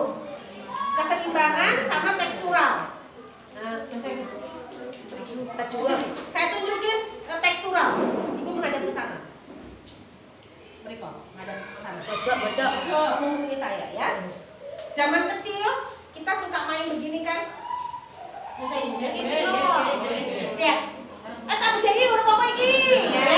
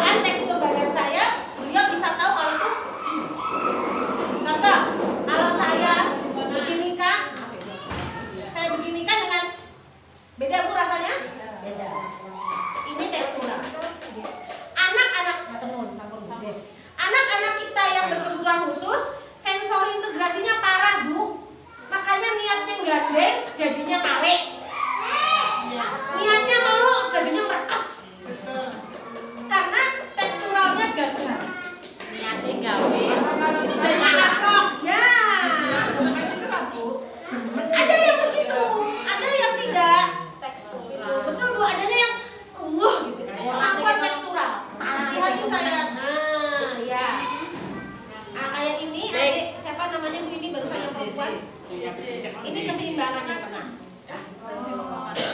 Keseimbangan. Nanti saya bantu periksakan deh. Kebetulan mulai saya. Ini keseimbangan.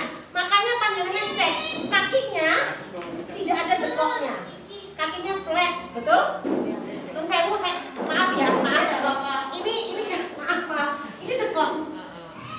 Anak-anak kayak Mbak Zeze rata, betul Bu? Iya. Oh, tadi gampang jatuh. Jadi gampang jatuh. Makanya tadi dia, ini saya tunjukin. Ini langsung pada praktek ya. Makanya tadi dia begini. Iya. Betul? Karena keseimbangannya rendah. Memang dulu jalannya ke rumah tahun baru. Nah itu sempat ke Yasmin. Ya Yasmin. Sudah terapi ya? Yasmin sama fisio. Fisio sudah, operasi sudah. Ke Yasmin usia berapa Bu? 2 tahun. Pokoknya hampir 2 tahun. Terapi 2 tahun ya? Iya. Alhamdulillah. Berarti sudah bagus alurnya. Betul. Cuma ya tetap karena dia memang ada hambatan. Nah ini diagnosisnya kalau sekarang nggak bisa diagnosisnya GDD, tapi dulu diagnosisnya pasti GDD, General Developmental Delay. Saya minta maaf bukan mendiagnosis asal ya, karena kan sudah lihat dari tadi ya. Saya sambil gini saya sambil ngamati ini apa? Ini apa sambil ngamati. Ini namanya data observasi, tapi data tegaknya diagnosis harus saya periksa, ya. Mbak Sinten tadi Bu? Mbak Zeze, GDD namanya, General Developmental Delay. Dia perkembangannya tidak setara usianya. Jadi nah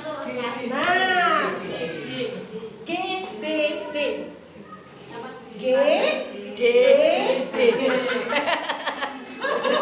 Bu Mami kaya jangan dibully sama dia Bu, kasihan. Nanti saya ajarkan stimulasinya Bu ya, habis ini ya kita persingkat dulu.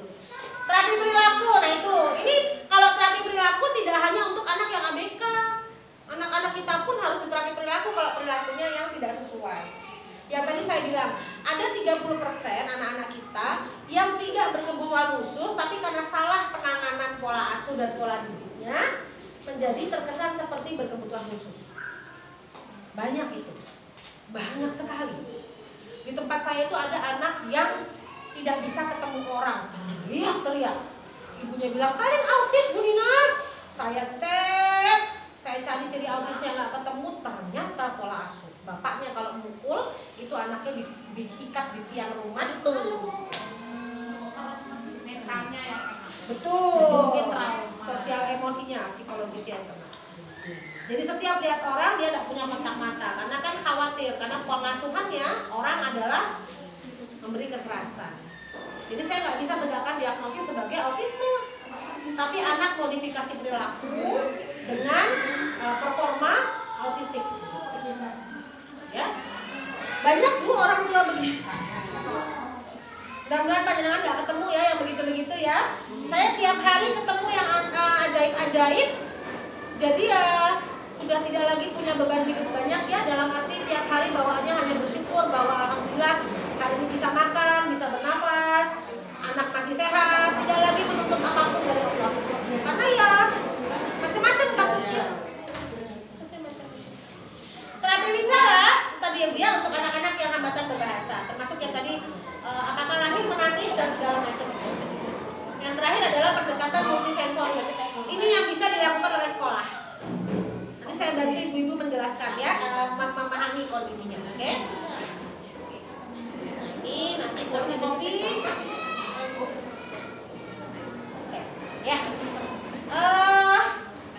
Materinya tuntas. Nanti saya bantu jelaskan.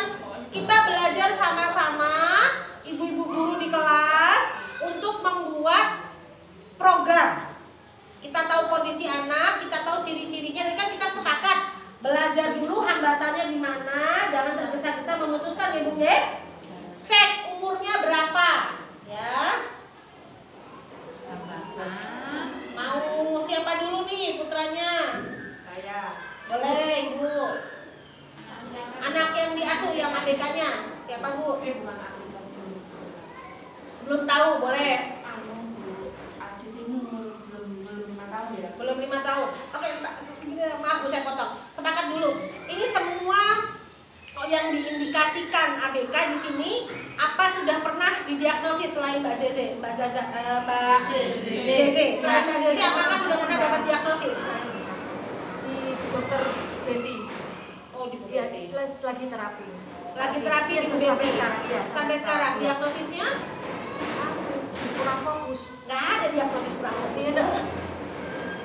Maaf, saya rada preman keluarnya. Maksudnya dulu kayak lambat juga, Diagnosisnya? Lambat dari awalnya. Nggak ada diagnosis itu. Tadi kan sudah dijelaskan di awal. Iya, ya itu dia lagi terapi itu. Iya, diagnosisnya Itu tadi saya tidak diberi berarti Ibu diagnosisnya. Gini. Maaf ya Bu, saya potong dulu sebentar ya Bu ya, biar saya ini. Enggak. Saya itu sedang mencerna betapa banyak PR kami yang memiliki ilmu ini untuk meluruskannya di masyarakat. Ya, nggak apa-apa Bu. Ini salah saya. Bukan salah Ibu. Saya menarik napas tuh bikin terus piye gitu ya. Karena banyak sekali yang datang ke saya, diagnosisnya kata yang lain, saya nggak bilang psikolog, saya nggak bilang dokter, diagnosisnya penakut dan gampang marah. Diagnosis macam apa ini? Diagnosis itu ya tadi Bu, autisme, cerebral palsy, GBE, nggak ada diagnosis kurang fokus. masuk ADHD katanya. ADHD. Ya, ADHD. Oke. Sudah tahu berarti ADHD itu apa Bu? Saya browsingnya itu maksudnya yang saya mengerti ya. Ya, oke. ADHD. Gini, saya jelaskan ya. Bedanya diagnosis sama gejala. Termasuk kalau ada orang bilang, anak saya kenapa? Anak saya belum ngomong, misalnya gitu ya. Anak saya speech delay. Speech delay bukan gejala. Bukan diagnosis. Speech delay gejala. Contoh kayak gini. Contoh kayak begini. Ada saya dengan Bu Sundus. Ya, saya dengan Bu Sundus sama-sama pilek, ya Bu. Sama-sama batuk. Sama-sama demam. Diagnosisnya apa? Apakah sakitnya pilek, batuk dan demam? Sekarang saya tanya lagi, orang COVID pilek, batuk dan demam enggak? Iya. Iya. Lalu COVID kan? Belum tentu. bagaimana kita mau tahu yang satu flu, yang satu COVID? Pakai apa? Diperiksa. Diperiksa, dites. Paham ya maksudnya ya? Baru ketemu, oh negatif berarti pilek, positif berarti COVID. Lalu bagaimana mau menentukan diagnosis hanya dari gejala? Lorone apa? Watuk duduk loro saudara. Watuk gejala. Gejala dari sakit yang lain. Radang tenggorokan, misalnya batuk ada, tapi kan kalau yang lain ditambah. Nah, suatu diagnosis itu gejalanya bisa jadi mirip. Anak autis juga terlambat bicara, anak ADHD juga ada riwayat terlambat bicara, anak kayak Mbak Zeze juga ada terlambat bicara. Tapi apakah diagnosisnya sama? Enggak, makanya yang saya tanya diagnosisnya apa. Dan diagnosis harus ditegakkan dengan hasil pemeriksaan, nggak bisa dengan hasil penerawangan. Gitu loh, oh ada sampai kira-kira itu. Bisa. Datang, duduk, ngobrol sama orang tuanya, psikolognya lihat anaknya, diperiksa dulu. Nanti tentukan sekian bulan terapi dulu, baru kita bisa tegakkan ya Bu. Karena begitu. Nah kebayang kalau orang tua nggak dapat info yang benar. Lalu orang tua menunjukkan sendiri diagnosisnya, berat. Memang banyak yang gak suka ke tempat saya Bu, karena menurut saya kayak begini kan, ceplos-ceplos. Saya nggak bisa bohong, daripada manis di depan, di belakang gak enak, betul? Jangan ngomong di depan, jelas programnya ke depan kudu apa. Daripada, oh nggak apa-apa, terapi aja dulu, ntar baik-baik aja. Baik-baik aja gimana?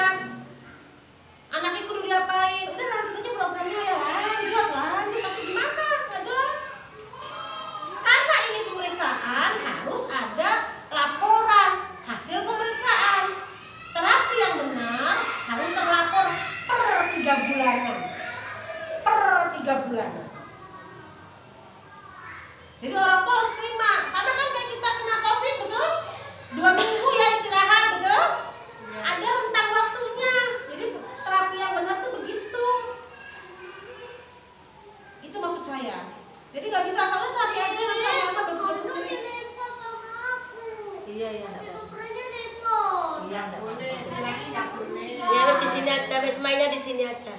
Kan nggak bisa nggak ada rentangnya, betul Bu? Itu maksud saya pembedanya. Sekarang mulai paham ya Bu ya? Ya. Jadi hari ini Ibu sudah di Bu Betty, ADHD. Betul. ADHD cirinya 3. Inatensi, impulsif, hyperactivity. Inatensi itu perhatiannya cepat teralih. Impulsif itu nggak punya rem. Metu ya ucul. Gitu ya. Lompat ya lompat, ngomong ya sak ceplosan, nggak ada rem. Jadi dia bertindak dulu, mikirnya belakangan. Terakhir baru hyperactivity. Ini yang mana? Putra Ibu yang mana? Yang pertama tadi kayaknya. Yang Udah harus teralih ada. ya. Oh enggak, tiga-tiganya harus ada kalau ADHD. Ibu belum diajak ngobrol begini sama Bu Betty. Cuman sekali waktu itu, cuman sekali. Ya. Jadi nggak bisa satu doang. Kalau ADHD tiga-tiganya harus ada. Kalau cuma satu doang bisa jadi bukan ADHD. Bisa jadi hanya karena pola asuhnya.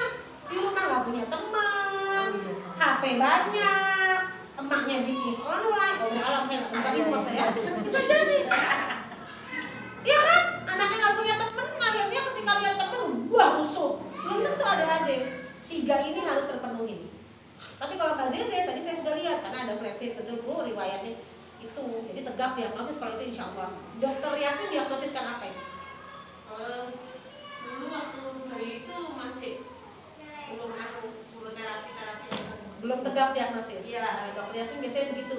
Ntar dilempar ke saya suruh saya mendiagnosis. Semua dulu suruh ke Brina waktu itu terus COVID takutnya nggak bisa tatap muka jadi nggak jadi saya gimana. Terus kemarin bapak sana katanya dia bilang harus nunggu lama. Makanya saya Daftar dulu. Tapi kalau ibu nggak daftar kan tambah lama. Berarti emang bukan jodohnya sama saya. Ya sekarang berjodoh. Jangan dipaksa-paksa. Kalau nggak mau nggak boleh, ntar pernikahannya nggak bahagia. ya memang mau saya rencana ke sana kok. Juga berjodoh nih Bu. Iya. Belum Ini sempat. saya kerja saya sempatkan. Oh ya, terima kasih. Enggak gini Bu, kenapa di tempat kami lama tadi yang saya ceritain. Iya. Terus kemudian kalau terapi di tempat kami 1 anak 1 tutor, 1 anak 1 terapis, nggak bisa rame-rame. Jadi kalau jadwal si 1 anak ini belum kelar, kami nggak akan bisa masukin anak lain. Nah sedangkan 1 anak ini kan programnya pasti panjang ya. Jadi bukan karena kami meminta orang dulu kasihan orang tua nunggu kita sok sibuk ya sok penuh ya enggak, lillahi ta'ala bukan itu. Tapi karena kami berusaha yang datang ke tempat kami harus dilayani semaksimal yang kami bisa. Datang buat apa kalau cuma datang kumpul anak segini terapisnya ngapain? Nggak bisa. 1 anak 1 tutor di tempat kami. Jadi itu kenapa daftar tunggunya jadi lama, paling cepat 3 bulan baru dapat jadwal. Karena kan anak yang sebelumnya belum tentu bisa selesai kan dia karena jadwalnya macam-macam. Kehambatannya macam-macam. Mohon maaf ya, bukan bermaksud meminta orang tua menunggu, saya paham. Saya tiap malam kok dapat teror kapan terapi, kapan enggak pernah. Terorismenya tiap malam. Ya, tungguin aja anak saya kapan. Jadi jawaban saya berulang ya, sebentar ya Bu, tunggu. Udah biasa karena memang saya nggak bisa sembarangan. Belum beres dimasukin aja nggak bisa. Kecuali orang tua yang memutuskan off ya, beda ya Bu ya. Tapi kalau kami memutuskan off itu berdasarkan kondisi anak. Bu Anissa tahu karena pernah di sana, betul? Oke. Begitu? Oke.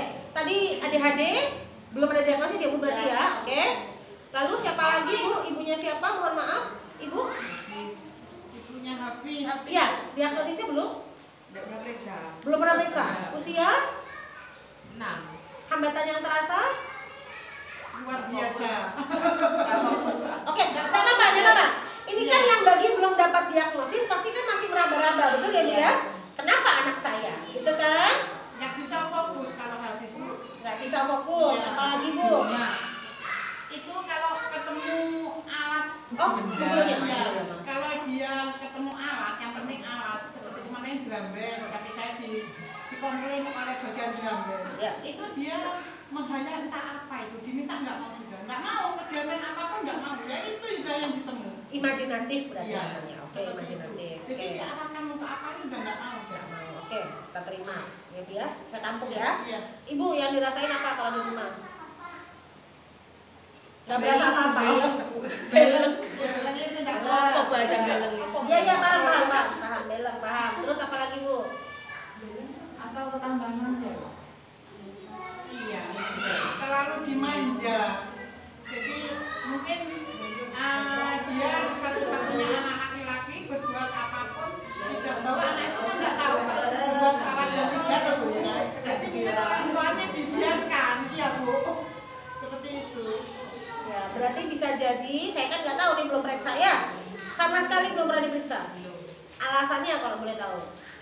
Yang saya sampaikan tadi atau ada alasan lain? Aku mikirnya gini Bu, nanti kan kalau bertambah usia juga masa sambut ngomong. Oke. Oh, alasan pertama tadi ya. Ntar kalau gede bisa sendiri ya. Tinggal tunggu. Oh, udah 5 tahun anak saya, udah bisa juga. Ya. Yang mana nih? Tengahnya dimasukkan gitu. Nah, ini dia. Yang adik-adik yang depan. Ya, Ini nih Bu Ina. ini harus. Adik-adik yang mana? Tadi sini yang mana?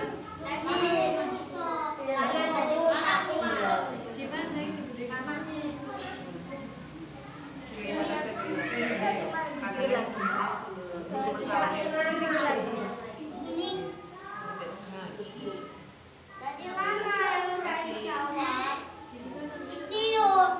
Budi? Ini nggak ADHD. Ini aku Bu, sudah mulai baca, ngaji, menulis sudah mau sekarang. Ya, nanti ya.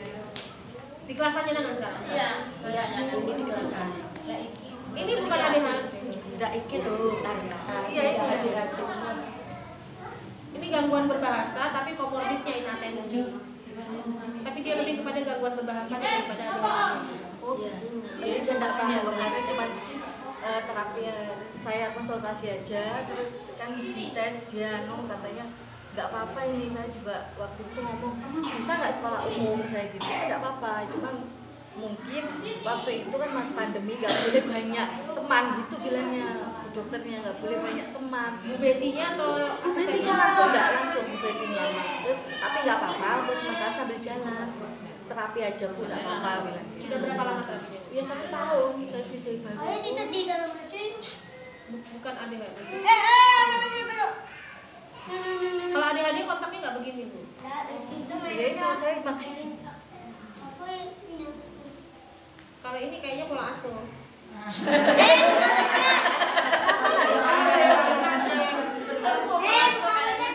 Kalau ini kan ya Bu.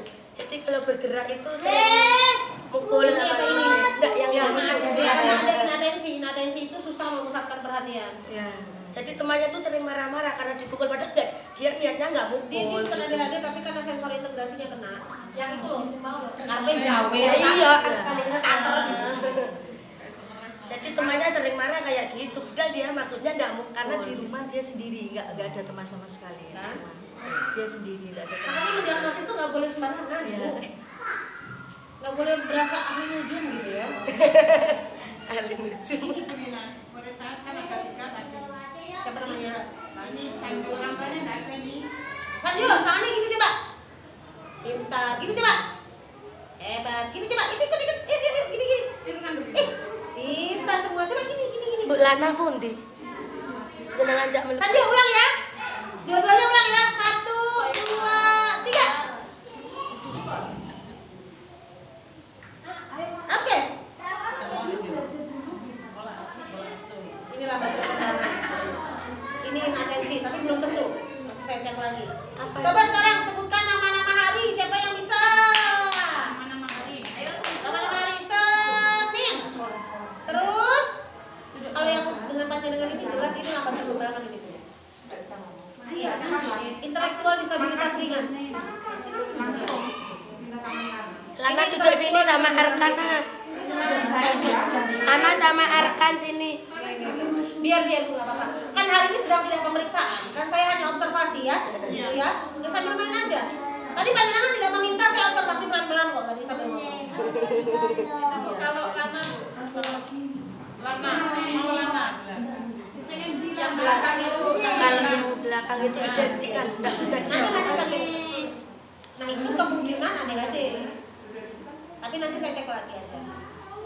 Iya enggak. Enggak, Mas Lana mau main apa? Mau main apa Mas Lana? Main apa tadi di depan? Ini rata-rata mohon maaf.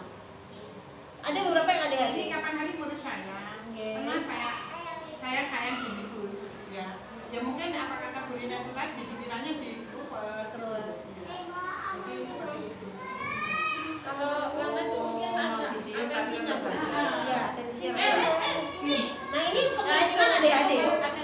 Kemungkinan ADHD. Kemungkinan. Kalau ini ada riwayat hambatan berbahasa, betul? Ya, ini GBE, riwayat GBE. Nanti umur 8 bahasanya akan sama seperti anak-anak lain. Iya, boleh saya. Ya, saya. Boleh, Nak. Tapi ini ada komorbidnya, inatensi. Kalau Mas Lana, mohon maaf ya Bu ya, kemungkinan, kan masih kemungkinan saya bilang ADHD.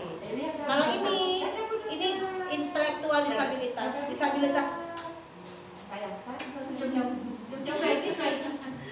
Disabilitas intelektual ringan. Udah. Hati-hati, ha? Udah. Sini lagi. Disabilitas intelektual ringan.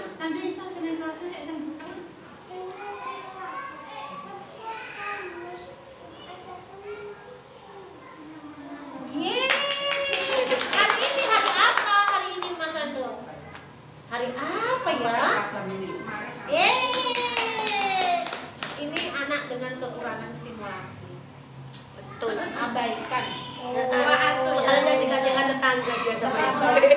Bukan Dikasihkan Jadi tetangga. ini bukan anak berkebutuhan khusus, tetapi karena pola asuh yang terabaikan seperti anak berkebutuhan. Ibu, saya bukan ahli nujum ya. Sekali lagi ini indikasi. Ini cuma contoh-contoh aja. Ya. Saya sesuaikan dengan keadaan. Iya, betul. Kan karena tadi yang pertama yang tahu riwayat dan segala macam kan barengan semua, ya? Betul, ya? Bu, kalau seperti ini, saya sebagai gurunya nanti bagaimana? Kayak Alvis tadi. Satu-satu dulu ya. Ya. Ini dulu. Ini kan karena satu, kurangnya stimulasi. Dalam arti, apunten sangat saya nggak bermaksud khusus. Mungkin kan, maaf ya ibu semua ya, mungkin syukur urip lah kasarnya gitu ya. Dan saya tulis, nanti adus, sampun sakit film, sampun. Tapi di rumah tidak ada yang mendampingi gitu loh, apunten. Kalau saya keliru mohon dimaafkan, saya kan nggak tahu. Jadi anak ini potensinya sebetulnya punya potensi kecerdasan sama dengan anak pada umumnya, tetapi dia tidak mendapatkan rangsangan. Jadi performanya atau penampilannya kelihatannya seperti anak dengan kurangnya kecerdasan, padahal bukan. Iya, betul. Jadi satu-satunya cara ya banyak dilibatkan supaya dapat stimulasi dari kita. Karena pastinya berharap dari orang tuanya kan tidak mungkin. Jadi kasihan anak ini, nanti kemungkinan terbesarnya potensi itu tidak akan terpakai sama sekali, padahal dia bukan ABK. Bukan. Kasus-kasus yang bukan ABK tapi salah pengasuhan itu hasilnya akan lebih parah daripada ABK. Karena kan performanya seperti anak berkebutuhan khusus, tapi bukan. Oke? Jadi yang harus sering dilibatkan, banyak dimintain tolong, misalnya ambil kan ini bu guru kasih tahu namanya merah ya Le, ambilkan yang warnanya kayak gini. Pokoknya dilibatkan, masih diisi terus. Asalnya rekening ini isinya kosong Bu, tapi tiap hari harus ditarik gitu. Akhirnya minus. Ini bukan ABK tapi namanya modifikasi perilaku yang termodifikasi, performanya disabilitas seperti itu. Nah, kalau kita nggak hati-hati mendiagnosis, orang akan mengira lambat, ya kan, idiot, padahal tidak. Oke? Tapi kalau ada tadi gimana? Tapi kalau temennya berbeda, saya nggak sedikit, seolah dikira nyara. Yang mana di atasnya? Ini tadi yang kalimat itu jajar sanjoy Oh, tadi. kalau itu intelektualnya memang terbatas. Kalau yang tadi, yang sebelah itu gini, sekarang usianya berapa? 5. Saya bukakan. Usianya 5. Jadi kalau yang kayak yang kandungan Belum Bu Yati, masih 4 berapa gitu. Saya menuju 5. Oke, nggak apa-apa. Berarti kan 5 ya, kurang lebih ya. 4 lah ya, anggaplah ya. Kalau yang kayak Mas Adit tadi, itu diagnosisnya namanya disabilitas intelektual. Disabilitas intelektual itu ada yang ini Bu, saya penjelasannya. Ada yang namanya umur biologis. Umur biologis itu umur berdasarkan tanggal lahir. Oke? Umur berdasarkan tanggal lahir. Contoh, saya lahir tahun 81. Berarti kan harusnya usia saya 41. Itu umur berdasarkan tanggal lahir. Umur biologis atau umur kronologis namanya. Ya. Nah, tugas perkembangan saya umur 41 harusnya sama dengan yang perkembangan orang 41 tahun, ya kan? Kan nggak mungkin anak Betutan. ya, kan nggak mungkin anak 41 tahun, orang 41 tahun terus datang ke sini, HP-ku baru, itu kan berarti umurnya 41 tahun, kematangan emosinya sekarang 6 tahun, gitu kan ya? Ya, itu kan Bu ya. Nah, kalau yang Adit tadi, nah perkembangan yang ditulis di sini, ini namanya umur mental. Jadi perkembangan yang sesuai, perkembangan psikologisnya harus sesuai dengan umur biologis, gitu ya Bu ya. Kalau anak-anak yang kayak tadi, itu umur biologis sama umur mentalnya berjarak. Jadi umurnya 4 tahun, kemampuannya ya setara di bawah Bu, lebih tadi. Iya lebih. Nggak ngomong sudah paham kok. Enggak, maksudnya lebih rendah. Lebih rendah, Bu. Lebih rendah dari 2 tahun. Kan kata-kata belum keluar. Loh, iya itu tadi namanya. Nggak bisa ngomong kan berarti usia mentalnya. Nah, itu yang harus dicek lagi. Loh, misalnya dia tunarungu, berarti kan misalnya dia tunarungu, yang harus dicek kan adalah teskan dulu ke medis. Makanya kan tadi kita harus semua ikut.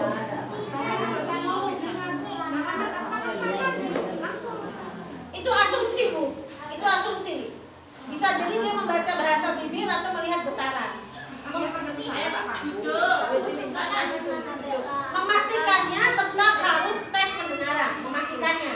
Tetapi kalau kita merasa kayaknya dengar, ya itu asumsi. Itu boleh kita mengasumsikan begitu, tetapi kan memastikannya tes pendengaran. Gitu. Kalau memang pendengarannya normal, dia nggak ngomong, berarti yang gagal ya intelektualnya, gitu aja. Diagnosis paling gampang. Kalau yang saya lihat, memang gangguan perkembangan. Tugasnya lebih umur mentalnya lebih rendah daripada umur biologisnya. Ya. Dari sini saya aman-aman ketemu. Ya. Lalu saya punya murid namanya kalau saya di sini berarti tuna ganda. Dan itu murid saya ke ibu. Oh enggak, Mas Dani yang dulu sekolah di SD Karangrejo akhirnya itu tidak tuna ganda, intelektual disabilitas. Iya, tapi tidak bisa masuk kelompok ganda. Tunggal diagnosisnya intelektual disabilitas ringan. Ngomong bisa, apa bisa, tapi ada hak. Itu namanya komorbid. Beda antara ganda dengan gangguan pengiring. Makanya kalau kita mau belajar ini agak membosankan sebetulnya bagi yang saya juga bosan belajar begini kadang-kadang. Itu gangguan pengiring. Gangguan pengiringnya saking beratnya gangguan intelektualnya, tubuhnya tidak support terhadap kemampuan sehari-hari. Mbak Trisya itu diagnosisnya dwarf syndrome. Saya kan sini juga dulu. Anaknya Bu Maya puskesmas. Sing sandi kita puskesmas. Kalau Mas Dani diagnosisnya tunggal. Perenang sandi. Jadi perenang. Tadi kan jadi Polisian. Oh iya. Nggih. Saya masih sering komunikasi sama ibu. Jadi perenang. Kan dari sini kan kita bisa adakan ada anak itu kan bisa memberikan pengamanan kecil-kecilan lah. Nah, yang masuk Pak Dani fisiknya begitu terus tanya begitu itu bisa dilihat.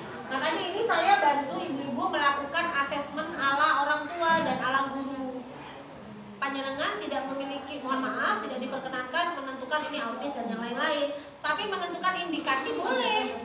Kayaknya indikasinya ke arah ADHD deh. Merujuk orang tua untuk periksa ke ahlinya boleh. Ahlinya kan bukan saya doang, ada Bu Betty, ada Dokter Yasmin, ada Dokter Noval, Dokter Luti, banyak. Kebetulan yang sering join konsul sama saya ya Dokter Luti sama Dokter Noval. sama dokter Yasmin. Dokter Yasmin biasanya kalau belum diagnosisnya kirim ke saya, terus saya kirim balik ke beliau gitu. Kalau Betty kan udah punya sendiri ya Bu ya. Jadi ya haknya orang tua nyamannya di mana gitu. Tapi guru diperkenankan mengira-ngira dalam arti membuat gambaran lalu mengindikasikan menuju ke ahlinya. Setelah itu mau sekolah lagi kan nggak ada masalah. Ya? Nah ini tadi kan sudah sepakat. Kira-kira yang belum kan baru Mas Lana, itu Bu, baru siapa ini tadi? Hafiz. Hafiz gitu ya. Kalau Mas Hafiz saya lihat terlalu banyak memudahkan sama dia. Iya, mamanya terlalu manja.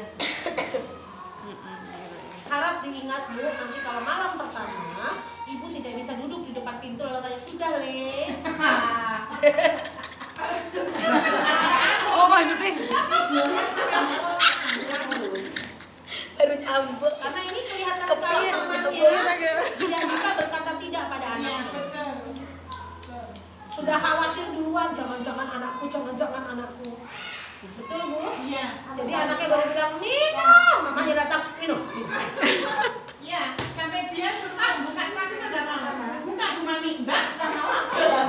Itu pola asuh yang benar. Kalau di rumah kan, apa-apa. Iya. berarti dimanja ya. Loh, itu mematikan potensi anak. Itu meracuni anak pelan-pelan mama. Betul. Ayo diubah loh ya. Dari Cina diubah loh ya. Udah sekarang saya tanya, lalu buat apa Allah ciptakan tangannya lengkap 5, kakinya ada, kalau dia tidak tahu apa penggunaannya?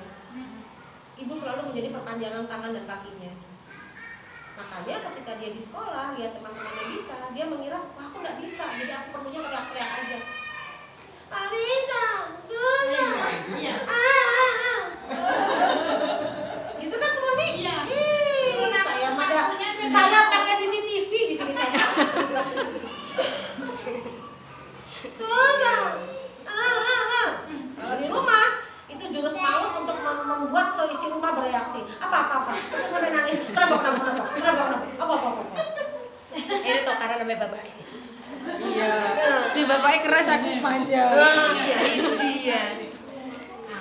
Orang tua selalu merasa bahwa anaknya tidak bisa melakukan apapun.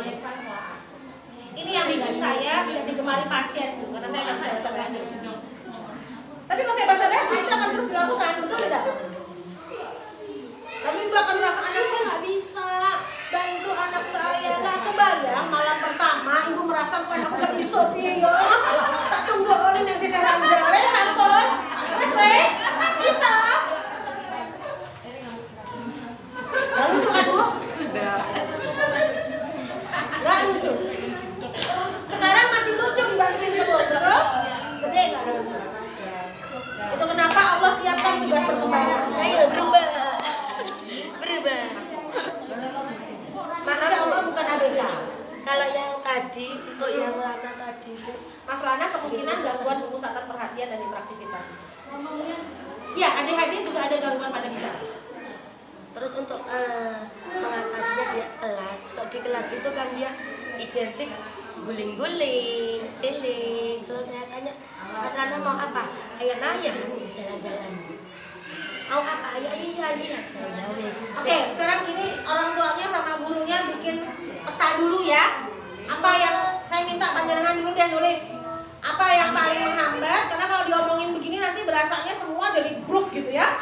Mari sama-sama menulis. Hambatannya apa? Iya. Tunggu Bu, ibunya juga.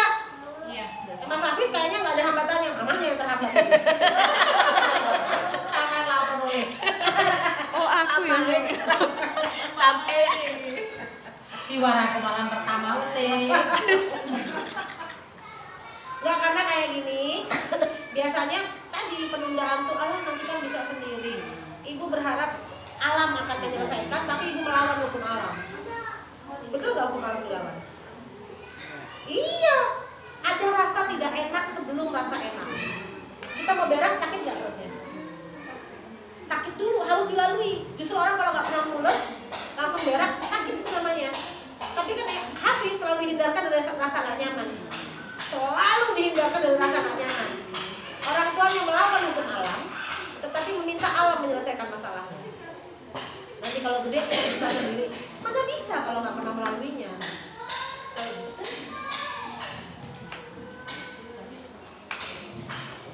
Bisa nggak sekolah gitu?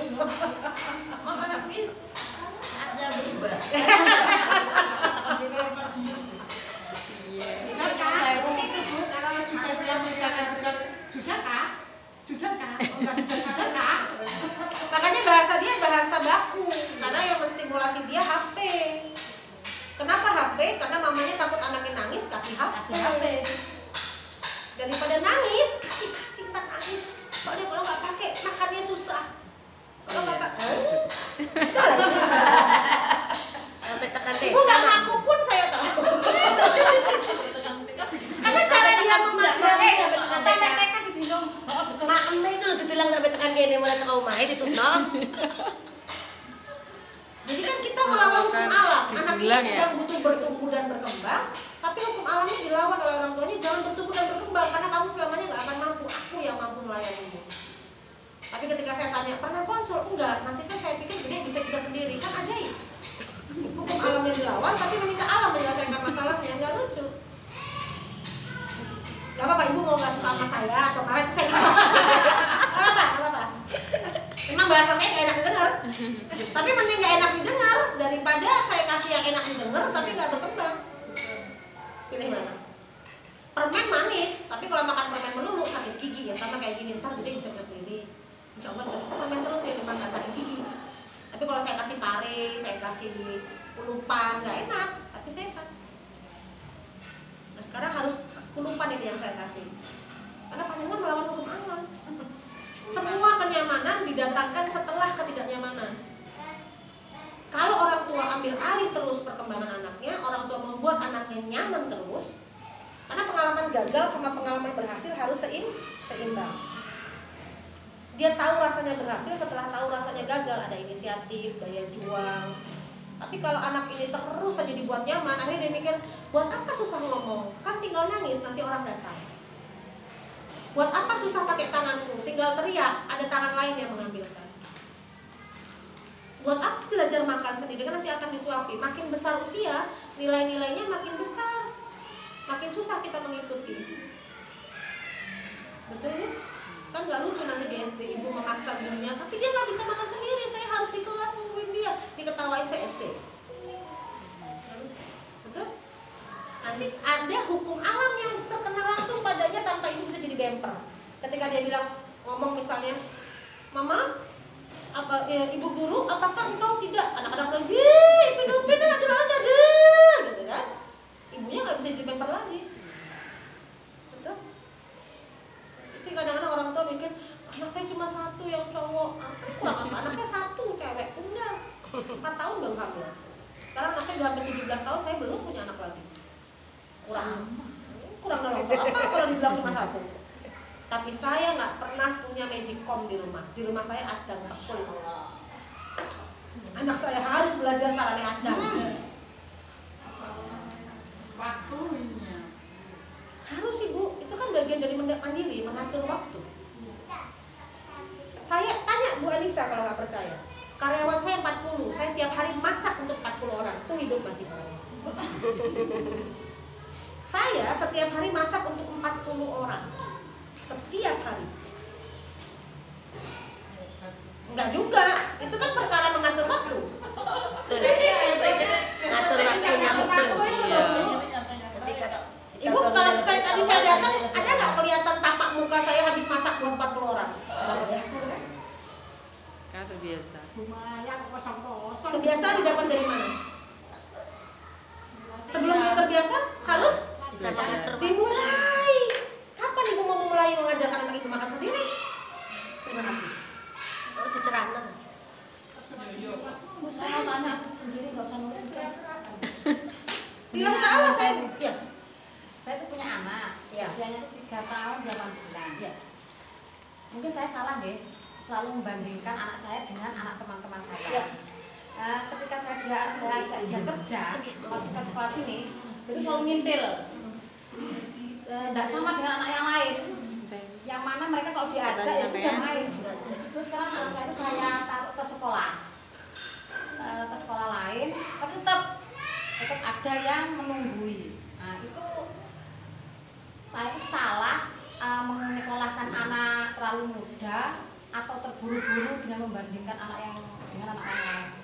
Tidak ada yang salah sebetulnya kepada asuh, lebih kepada ketidaktahuan kita kan Bu ya, gitu ya.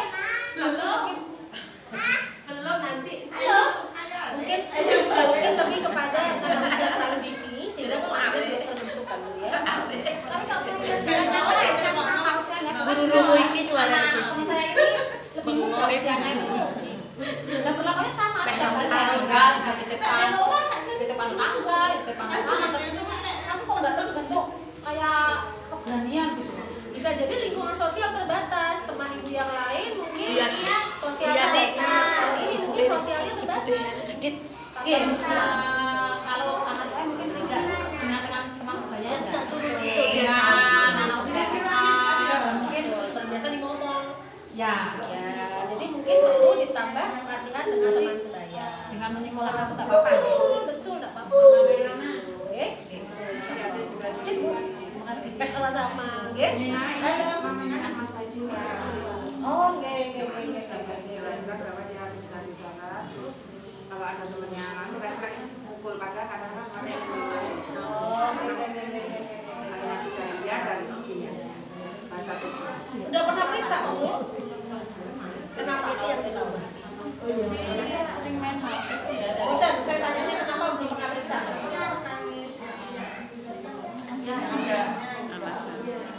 Nggak kepikiran. Yang kepikiran untuk periksa. Usia sudah berapa itu?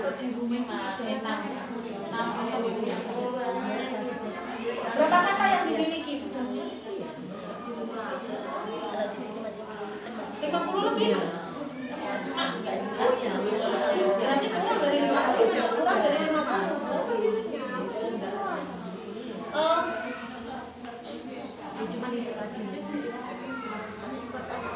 Ini saya belum bisa mendiagnosis karena belum periksa kan. Saya ada masalah sakit dia kan saya belum pernah memeriksa ya karena belum pernah mendiagnosis ya. Belum bisa mendiagnosis karena belum pernah memeriksa.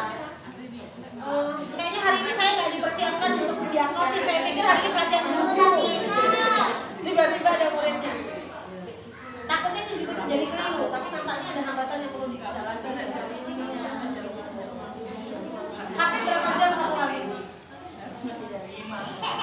Karena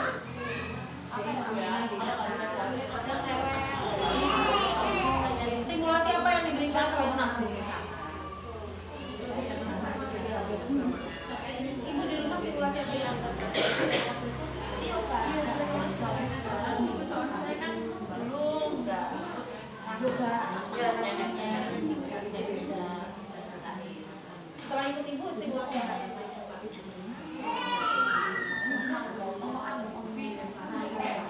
Ya karena nggak tadi terapi.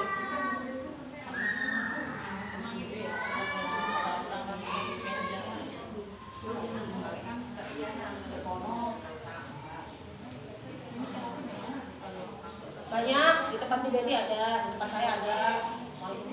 Bukan perkara di mananya, kan perkara kita nyari. Rumah sakit Yasmin ada jajan rumah sakit Yasmin ya, Yasmin ada. Saran saya konsultan segera pada ahlinya dulu. Ya,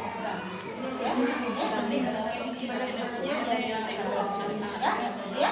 Oke, saya lanjut dulu Bu, biar ikutin dulu karena kan namanya Adit nggak dari awal ya. Iya. Gitu ya. Saya lanjut dulu. Ini kan semua sudah ngumpulin. Menggigit temannya, ya. Satu-satu dulu ya Bu ya.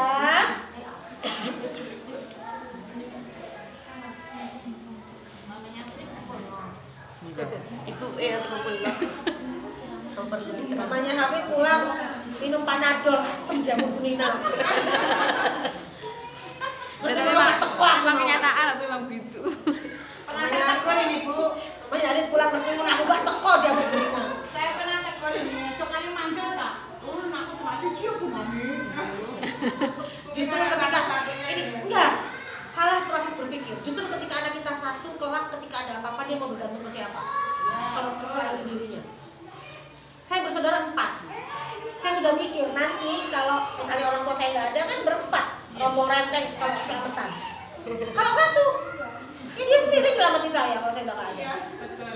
Lalu kenapa anaknya cuma satu tidak dikuatkan dirinya? Karena kelak dia harus tanggung sendiri semuanya. keliru Dua kok Bu, besar. perempuan sama laki. Nanti kakaknya suruh nanggung dia. Hanya karena dia laki-laki. Masa jadi saya kakaknya, saya